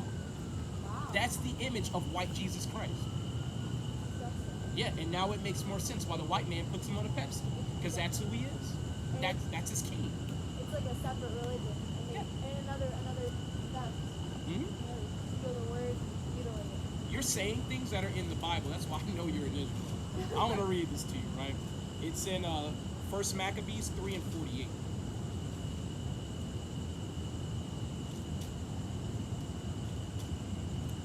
So, are you familiar with the Maccabees at all? I'll just give you some background. So, we were in slavery to the Grecians. And when our people were being oppressed by the Grecians, a man named, I believe it was Simon Maccabeus. Well, it's the family of the Maccabees, right? And he led our people in a revolt against the Grecians. In this book, when you read it, some crazy stuff is happening. Because angels at one point literally come down and help us in battle. Wow. That's why these other nations, they are deathly afraid now that us brothers are on these corners telling our people to wake up. They actually added us to the Southern Poverty Law Center terrorist list. I'm branded a terrorist. Never hurt a person in my life, never built a bomb, never shot anybody, but we're terrorists. I was quietly reading from, I think it was the book of Moses, but it was Timothy, in California.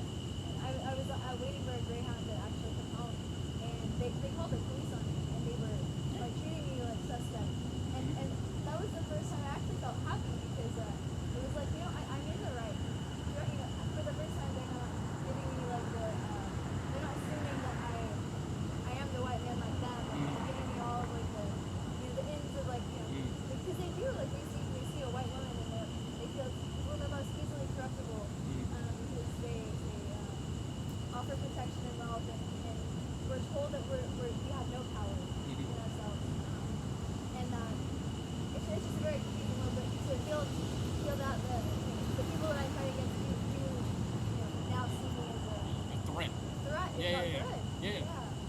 Well, so as a black man here in America, the most animosity that I've gotten from so-called white people was when I picked up the Bible. When I really started picking up the Bible and reading it, all of a sudden, everyone wants to come up and shake my hand like they're my friend. The dude who jumped me, him and two of his family members jumped me out here. He tried to shake my hand before he did that. And I told him no, because I don't shake the hands of my enemies. What fool would do that? Now, I was kind of wrong. I called his sister an ugly bitch, right? I did that, But, but here's the thing. The Most High God gave me the strength to fight my enemies. Not only did I win the fight, they got arrested. They called the cops and told them I had a knife. So after they literally had guns out, made me get on the ground, and they saw the video that I recorded, because I record for a reason, they were like, well, shit, I got to arrest them now. Yeah. You see what I'm saying? But this is 1 Maccabees 3 and 48. And laid open the book of the law, wherein the heathen has sought to paint the likeness of their images. Are you familiar with something called the Renaissance? Yeah. I know you seem like an astute reader, so I know you're familiar with it. Actually, I'm gonna show you some stuff surrounding it. So one of the things that our people don't know is that while our native Hispanic and Native Indian brothers were over here ruling in America, y'all had complex cities, y'all had aqueducts and plumbing and all types of complex stuff. We were ruling in Europe. We ruled for 1,000 years. The Moors and the Byzantine Empire, that's why they call it the Dark Ages, because dark people were ruling. And I want to show you some pictures. Now think about it. I'm showing you all this stuff. It only takes a couple of moments to learn it, but once you learn it, you've got it. Most of our people can't be bothered to stop for about 10 minutes and learn who they are. But they're trying to choose who they are and mask. I feel like a lot of it is a mask. Yep. Well, it's a false veneer, because all they're doing is they're putting up a front. Most of our people behind that front, when they get home, they cry themselves to sleep, or they're just. It's like they let the truth rot. Like they let themselves rot inside, because outside is strong and pure and white, perfect, but inside just withers. That's why I was saying, when I first came into this and I realized that my people were chosen, I realized there's a reason for all of our suffering. Yeah. there's something that I can do. I've been chosen. I have purpose. See, that's why all these nations, now they're saying, well, Jesus Christ came for everybody. You know why? Because that gives them purpose. But Jesus Christ didn't come for everybody. If you read Matthew 15 and 24, he says it out of his own mouth. I was only sent to the lost sheep of the house of Israel. If you're not an Israelite, God don't care about you, and neither does Christ. But I want to show you this, right? They poisoned his earth. Well, it's not only that. They destroyed his kids. We're literally his children. So when you read Genesis 1 and 1, most people don't understand. Actually, this is going to be a homework assignment. Okay. Do you have a cell phone? I do. Yes. Okay. Whenever you get home, just write down this app. It's called BlueLetterBible.org. Okay. Or Blue Letter Bible, but you can go to BlueLetterBible.org if you just want to go to the site. Okay. But I just want you to go to Genesis 1 and 1 in that app, and I want you to look up the entry for God there. When it says that God made the heavens and the earth, that word in the Hebrew is plural. The Most High God don't get off his throne to do nothing. The only thing the Most High God ever did was make Yahushua, and he gave him the power to create everything else. That term in Genesis 1:1 is Elohim, and it means rulers, divine judges, right? So you've got Jesus Christ, or Yahushua, the Son of God, who creates somebody called the 144,000. It's the angels that follow the Most High, or follow Yahushua wherever he goes. Him, and along with the 144,000, they created everything. So off the bat, if you go to the church, they're going to tell you that God was just sitting there. He said, I'm bored. Let there be light. You see how stupid that sounds? Very stupid. It's dumb. It's so stupid. A caveman could believe it. Well, I just want to say this. You know why they call the white man a Caucasian? Because he literally comes from a cave. His land that God gave him is in the land of Edom. I don't want to say Eden. It's in the land of Edom, or the mountains of Petra. He literally lived in caves, walking around on all fours, eating out of the skulls of his ancestors. Didn't know how to bathe or nothing. Yeah. That's why in folklore and like in United Kingdom, England, all that stuff, they have something called the wild man. It was a Sasquatch-like creature that was covered in body hair, didn't wear any clothes, didn't bathe. They didn't even have a written or spoken language. They were grunting and braying at each other like animals. That's who the white man really is. Have you ever went over to like a white person's house and you notice like, damn, these people are filthy. Ah. Yeah, I had roommates who were Edomites, and I remember I did an experiment. I left the dishes in the sink, and I was like, eventually they'll get so messy that somebody has to do them. What could possibly go wrong? We had to throw away all our dishes. It had been about 5 months. You know, I recently moved out, but I lived with, I had 6 roommates, and it was myself and a man named, there was myself and another woman named Melinda, and Anthony, there's a lot of us, but none of us were white, and it's people ask us, like, how in the world did you live with 7 roommates in a house? And I was like, we all work jobs. We all try to do the right thing. We wash it after ourselves. We keep things clean. Yep. And there was a maid service that would come, and we wouldn't even notice when they came because and I would go to a friend's house, live by, with one other roommate. Just disgusting. Pigsty. Yeah. Yep. And like the strangest thing is they were like exhausted by my lifestyle. I was like, how can you not be exhausted by yourself? But you got to remember, they're a different breed. Yeah. They're different.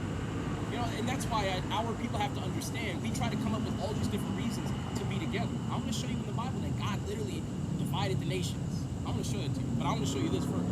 This is a book called The Negro Question, Part 6. If you need these books, if you comment on one of my videos, I'll drop a link to my Google Drive. I have the whole series of these books up. It's 6 parts of it, right? But this is the King of Scots, Alexander II in 1198. That's a black man. This is King Matthew Stewart. Again, the Stewart dynasty, right? He's the Earl of Lennox. He's a black man. King Henry Stewart. King James, black man. Yeah. Now that's the Stuart dynasty. Divine power at that time were the Tudors. So it was the Stuart dynasty and the Tudors. The Tudors are black men too. Most of the time what you could do is if you search Google, you search like Tudor dynasty pictures and then just put black man after it. And you look at images and you'll see them. If you look at Russian icons, black men, you'll see them. The original czars of Russia were black people. Now you think our people would be killing each other in the hoods if we knew we were the kings walking the earth? If God literally said we are gods? There would be more, neighborly love, more community. I want to read this to you, right? Because one of the things that our people don't understand is when I say we're gods, we are literally gods. We are not the God, because there's one Most High God. And then everyone else is a lesser God. Yahushua would be second in command, right? Then you got all the angels, but then you've got the man who's on the earth. We're right up under Yahushua. And then under us is our wives, and then under you are the children. Now, a lot of people look at that structure and they go, well, shit, I'm on the bottom. How are you on the bottom? All the other nations aren't even on the damn chart. You see what I'm saying? Yeah. Not to mention, y'all as women, I'm gonna be honest, y'all are the most powerful on the planet. You know why?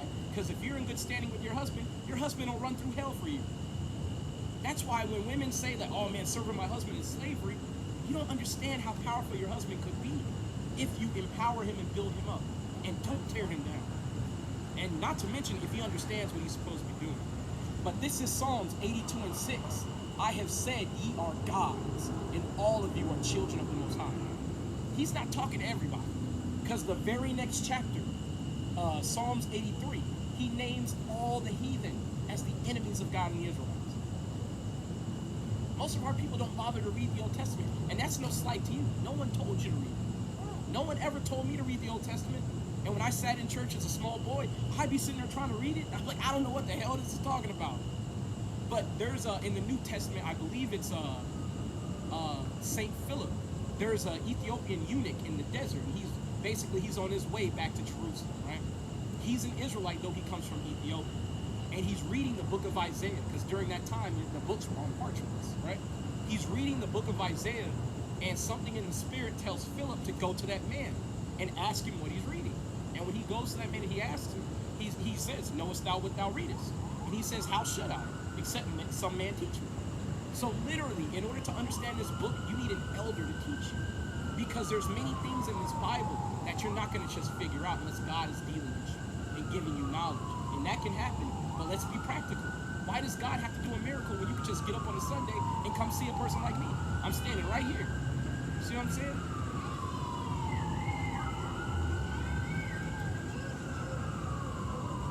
So, what else am I going to show you? Let me know if you got to go, all right? Okay, yeah. Let me know. I'll probably have to go soon. But, Okay. Well, did you have any other questions before you depart? Yes, and it's probably not as important as everything else you've done. Right. I've been thinking that I have to be online these days, just in order to get by, which I hate, but I'm trying to get away from it and to kind of appreciate what you still got and how to fix it. I always go back to Martin Luther King Jr. and Malcolm X. I was wondering what your opinion of those two are. Okay. Now, I'm going to blow your mind with this. Okay.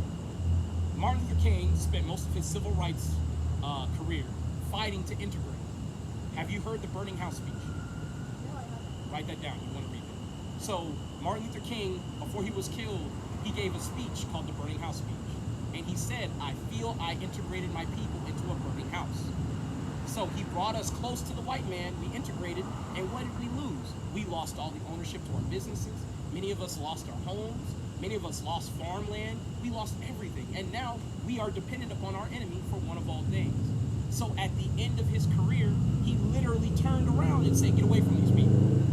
Malcolm X, on the other hand, spent his entire career saying, hey, the white man's the devil. Hey, stand up and be strong and be a man and be independent. Only to go, well, kind of. Because he was actually, he was part of something called One West. One West was the school, the first school for the Hebrew Israelites here in America. Yeah. So this doctrine has been coming out more or less since about the 1600s.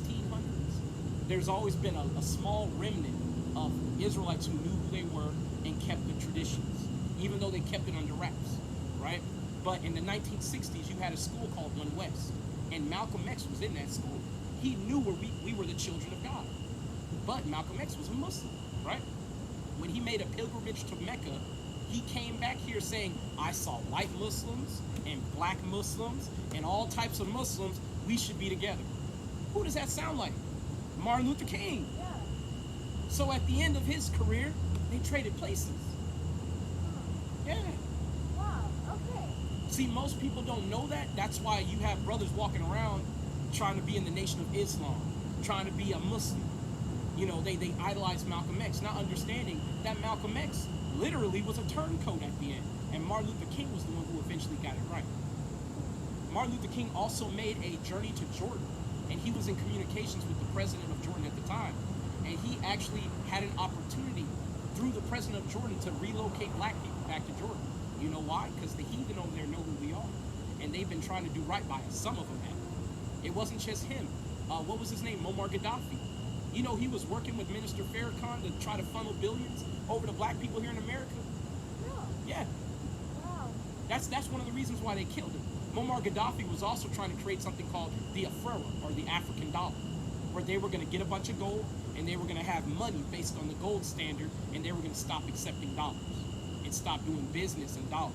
That overnight would bankrupt America, so they killed him. And they didn't just kill him, they killed his sons too. Now you're starting to see your enemy is at work all around the earth. That's why this truth is so important, right? Yeah. What was it? Oh, Malachi 1 and 4. Because I told you, the Most High God hates these people more than I do, and I do not want to leave that as an end untied, right? This is Malachi 1 and 1. The burden of the word of the Lord by Israel, or to Israel by Malachi. I have loved you, saith the Lord. Yet ye say, wherein hast thou loved us? Was not Esau Jacob's brother? Do you know who Esau is? When you read the book of Genesis, I believe it's, let me make sure, because I'm going to tell you what chapter. And I'm going to say this to my camera. This is the first person who's ever taken homework assignments. I am so relieved that some of our people have a thirst for this knowledge. Man.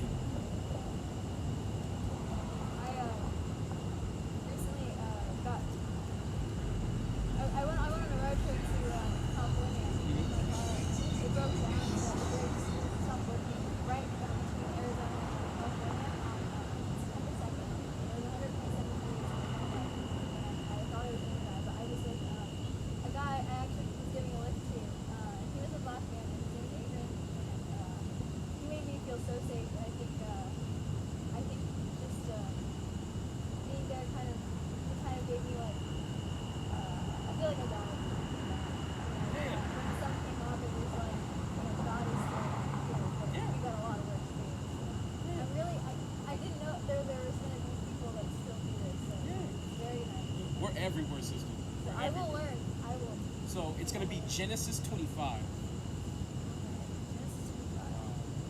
And the part that I want you to focus on, because it's going to tell you where the so-called white man came from.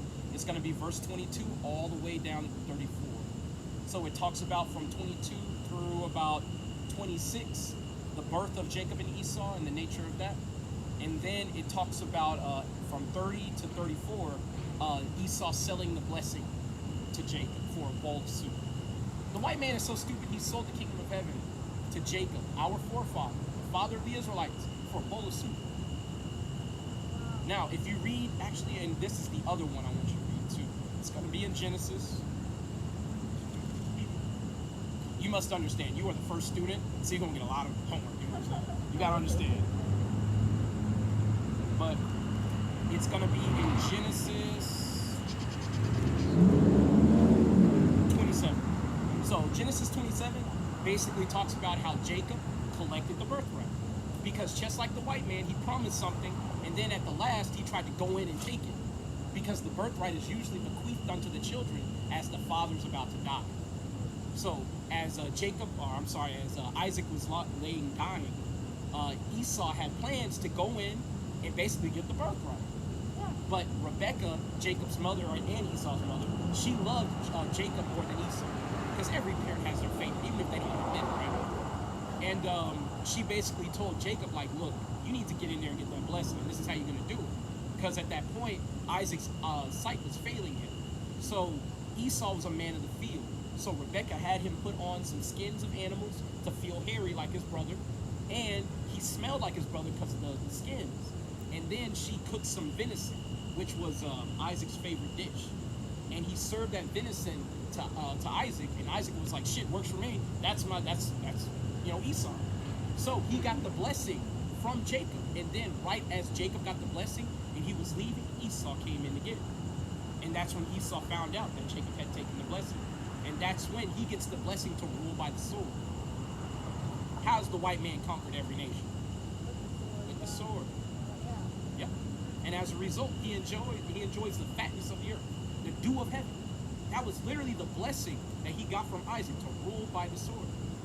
But part of that prophecy, if you write down 2nd Ezra 6 and 9, it talks about Esau being the end of the world, but Jacob being the beginning of it that followed. Right? So when you see those two boys being born, you're going to see Jacob take hold of Esau's heel. That was spiritually significant to let them know the prophecy surrounding those two children, they were playing out from that point. Because after Esau falls, it might not seem like we're going to come into rulership, but next time you come, if you're willing to spend time, I'm going to show you how so-called Jesus Christ is not only coming to liberate his children, but we're going to be taken up into the heavens. You know how people talk about the rapture, right? That rapture, man, I don't want to bug you out, because this is usually stuff that people don't get into until they learn it. But I'll go ahead and hear it. So you've heard of UFOs, right? Flying around the whole earth, right? The UFOs are the chariots of the Most High God. That's how the angels move around the earth, right? So one of the things that they talk about now is over in Ukraine, they're seeing like UFOs everywhere. They're everywhere around. San Antonio too, the military presence here. So on a clear night, me and my wife do this all the time. On a clear night like tonight, around probably about like 9-ish, as soon as the stars start to come out, go to an area like a park and just look at the sky, and you'll see stars moving around. A lot of them. Those are the chariots of the Most High God. It's a curse that goes over the whole earth. They literally accomplish the Most High God's business. Like I said, God don't get off the throne for nothing, because he ain't got to. He's created servants that do the work for him. Our people don't really realize how powerful God is. Because if God has to come in and check on you to see what's going on, he ain't that powerful. Yeah. But if he's got agents, literally legions of angels, millions of them, and they all do his work and his bidding, it's power. There's no fear of God, and yet if you understood, like they say they accept God, Jesus Christ, and they have no fear. There's no, I mean, there really isn't any understanding. Like, I'm going to show you something, right? Most people think Jesus Christ is a punk. But this is Jesus Christ, Yahushua. This is Luke 19 and 27. But those mine enemies, which would not that I should reign over them, bring hither and slay them before me. You think Jesus Christ would say that according to the church? My enemies that don't want me ruling over them, bring them over here and kill them. That's Jesus. they'll say like, no, Jesus, you can be a sinner. Mhm. It's okay. He loves you. Yeah. John It's 3:16. like, no. So whenever, and this is, I'm going to just arm you with a little bit of knowledge, because as you learn, you're going to have people who are going to test you. The Bible says when you come to serve the Lord, prepare yourself for temptation. That means you're going to have to get these scriptures and start building up your wisdom. Now, if somebody manages to say something and you don't have an answer, just go to a teacher and ask your question. I might even have to take your question to a more expert teacher. I've only been in this for about 5 years, so there's a lot of growing room. There are brothers who've been doing this for 30-something years. They've been coming out to these corners, talking about how nuclear destruction is coming to America. Did you know the Bible talks about nuclear missiles? The Bible has predicted a lot of things, It has. but I did not know. It's in Isaiah 54 and 16. It talks about the smith that blew up the coals, called the destroyer. It's literally a weapon that the Most High God inspired our enemies to make, to destroy themselves. Are you aware of what's happening in Russia? How Vladimir Putin is basically promising that he's going to bomb America with thermonuclear missiles? If you read Ezekiel 38, he's in the land of Gog and Magog. That's the land of the north that's supposed to be a guard unto the lesser nations. that rise up against Babylon, which is right here. It's all playing out just like the Bible says. Most of our people don't have that knowledge. So when they read this, they don't know what it's talking about. They glaze right over it and they go back to John 3 and 16. You see what I'm saying? The fact that you have a hunger for this knowledge, it's obviously God sent.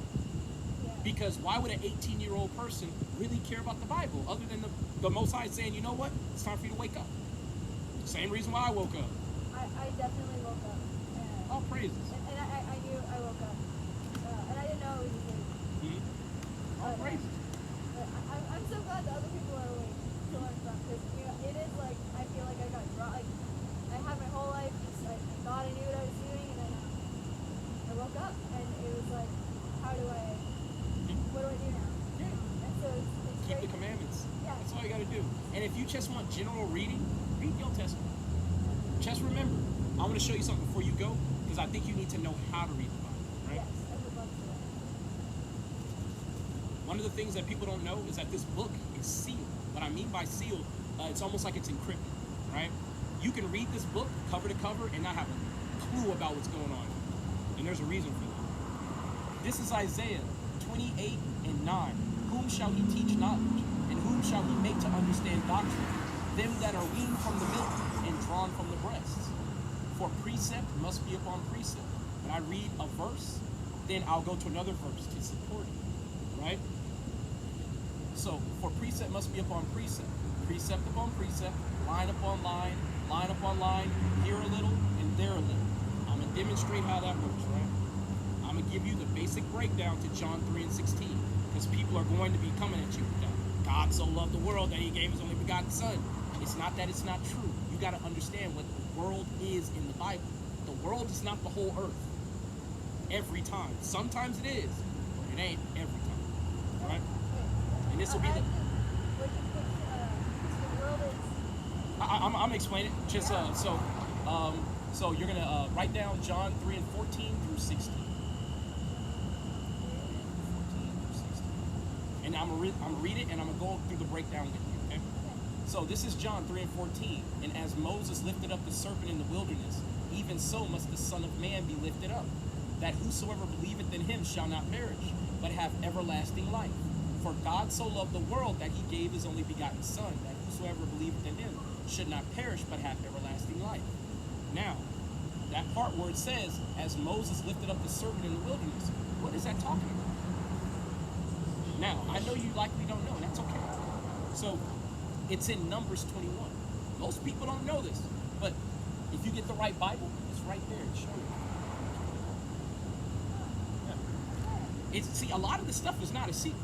So most biblical scholars know that when it says God so loved the world, it doesn't mean everybody. And I'm gonna show you some scriptures that prove it.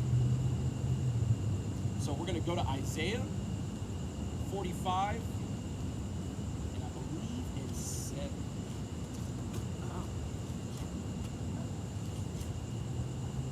Nope, we're gonna go to 17. Yeah, it's Isaiah 45 and 17. Sorry. So, this is Isaiah 45 and 17. But Israel shall be saved in the Lord with an everlasting salvation. Ye shall not be ashamed nor confounded. World without end. So we know Israel is a world without end. If you read Hebrews 1 and 1, it tells you that there are worlds. It's plural.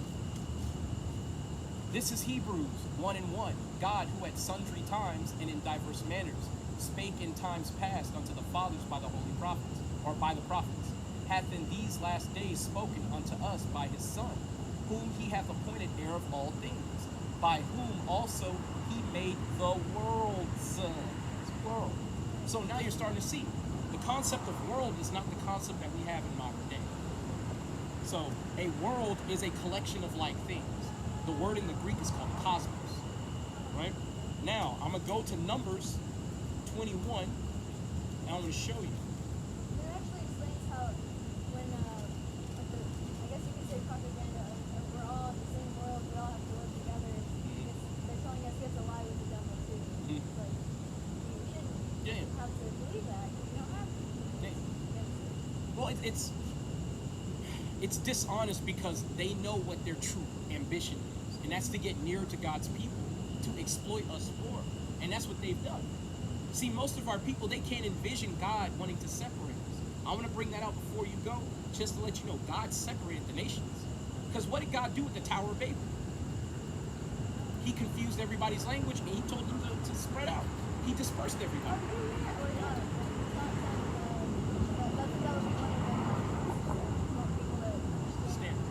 And as a result, we would naturally split apart. So that shows right there that even in the Bible, God doesn't want everybody together. Because if he did, we were together right there, and God split that up. Right? But this is Numbers 21, and we're going to start. Actually, if you want to write that down, Numbers 21, and starting at 4 and going down to 9. So, this is Numbers 21 and 4. And they journeyed from Mount Hor by the way of the Red Sea to encompass the land of Edom. And the soul of the people was much discouraged because of the way. And the people spake against God and against Moses. Wherefore have ye brought us up out of Egypt to die in the wilderness? For there is no bread, neither is there any water. And our soul loathed this light bread. And the Lord sent fiery serpents among the people. And they bit the people, and much people of Israel died. Therefore the people came to Moses and said, We have sinned, for we have spoken against the Lord and against thee. Pray unto the Lord that he take away the serpents from us. And Moses prayed for the people. And the Lord said unto Moses, Make thee a fiery serpent, and set it upon a pole. Now it's starting to make sense, right? Then the Lord said unto Moses, Make thee a fiery serpent, and set it upon a pole. And it shall come to pass that everyone that is bitten, when he looketh upon it, shall live. And Moses made a serpent of brass, and put it upon a pole. And it came to pass that if the serpent had bitten any man, when he beheld the serpent of brass, he lived. Now we're going to go back to John 3 and 14. Now it makes more sense.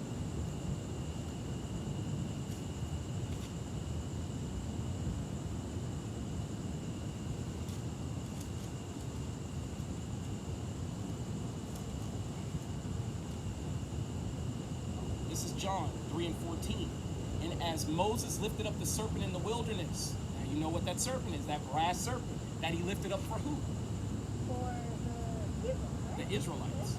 The Israelites who were in the wilderness. Because if you want to write this down as well, Numbers 11, that's when the mixed multitude was put to death.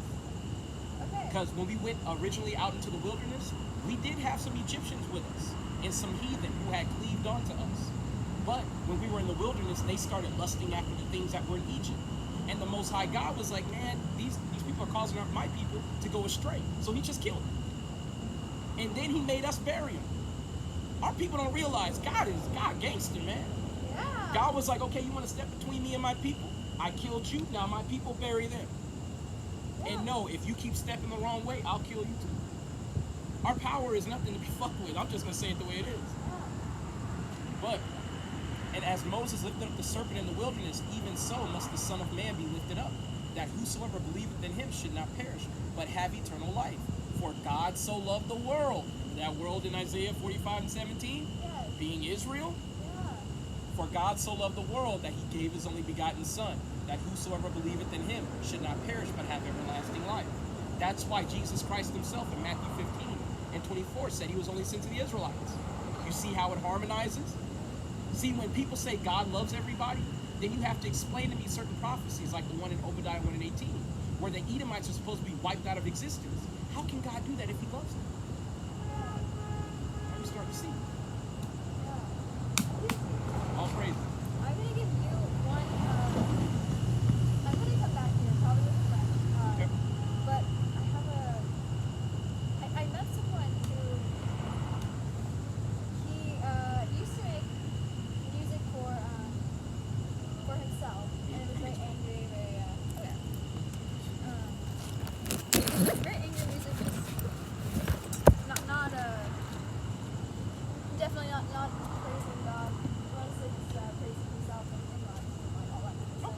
And I'm like not someone who have used these words before. Obviously I very much I used to love a lot of movies, and I used to love a lot of movies. I used to think people were crazy not listening to music or watching movies, and I see it now. But it's very interesting. Listening to music from before.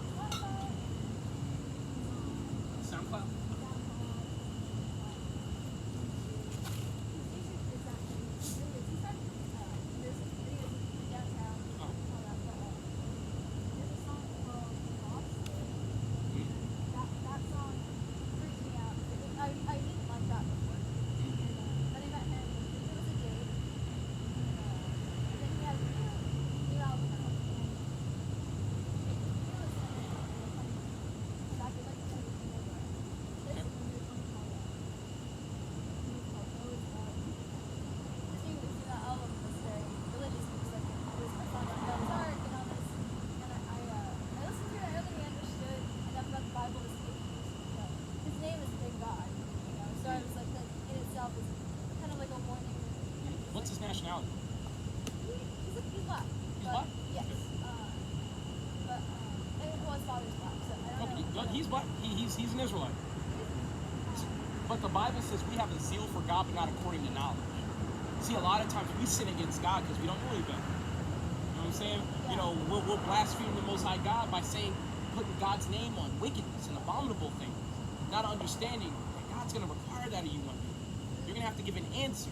And it's not to say that you won't have any mercy, because the Bible says if you're a servant and you know better, you'll be beaten with many stripes. Yeah. But if you don't know, you might be beaten with few stripes. That is something that I am afraid of God, and so like when I see him like using his influence, using music to it makes me scared for him. I'll look at it. But I'll come back here. And Sure thing. Not a problem, sister. You're from the tribe of Issachar. All right? okay. You're an Israelite. Which direction are you going? Are you going that way in the dark? This way, yes, it's dark. Are you sure you're okay? I'm sure I am. I have a flashlight too. No music. Yeah, don't listen to that. Be But- alert, sister. I'm gonna read. I have a lot of time on my hands right now, so definitely I appreciate it. I hope Sure you thing. do too. You got a ride and everything? Oh, yeah, I got my car over there. Perfect. Yeah, I was actually going to ask you if you just wanted me to walk you to your car, because I really don't like somebody walking by themselves and not. I'm all right. All right, sister. Definitely feel safe. But thank you so much. Sure thing. I felt lost tonight, and this felt right. Well, I'm glad you got to come home, sister. I- The name of God. Hey, say it when you're walking, Yahweh. Yeah. Yahweh watch over me in the name of Yahweh Shai. I was shy. Yeah, say it all together. Yahweh watch over me in the name of Yahweh Shai. I was watch over you, and I was shy. All praises. All right, sister. Be well, be safe. Right. Oh, did I just turn it off? Oh shit. Okay. All right, guys. You gonna hear me sign off, all right? I forgot to do my sign off. All right, y'all. So we're gonna go ahead and hang it up. We went way later than we normally do, but all praises to the Most High God. The lost sheep never stop coming. All right. I like to punctuate this lesson by saying, "Call halal Yahweh B'Shem Yahweh Shai." That means all praises be unto Yahweh, the God of the Israelites, in the name of His Son Yahweh Shai. Kwam Yasharallah. In death to America, all praises. Yeah, but.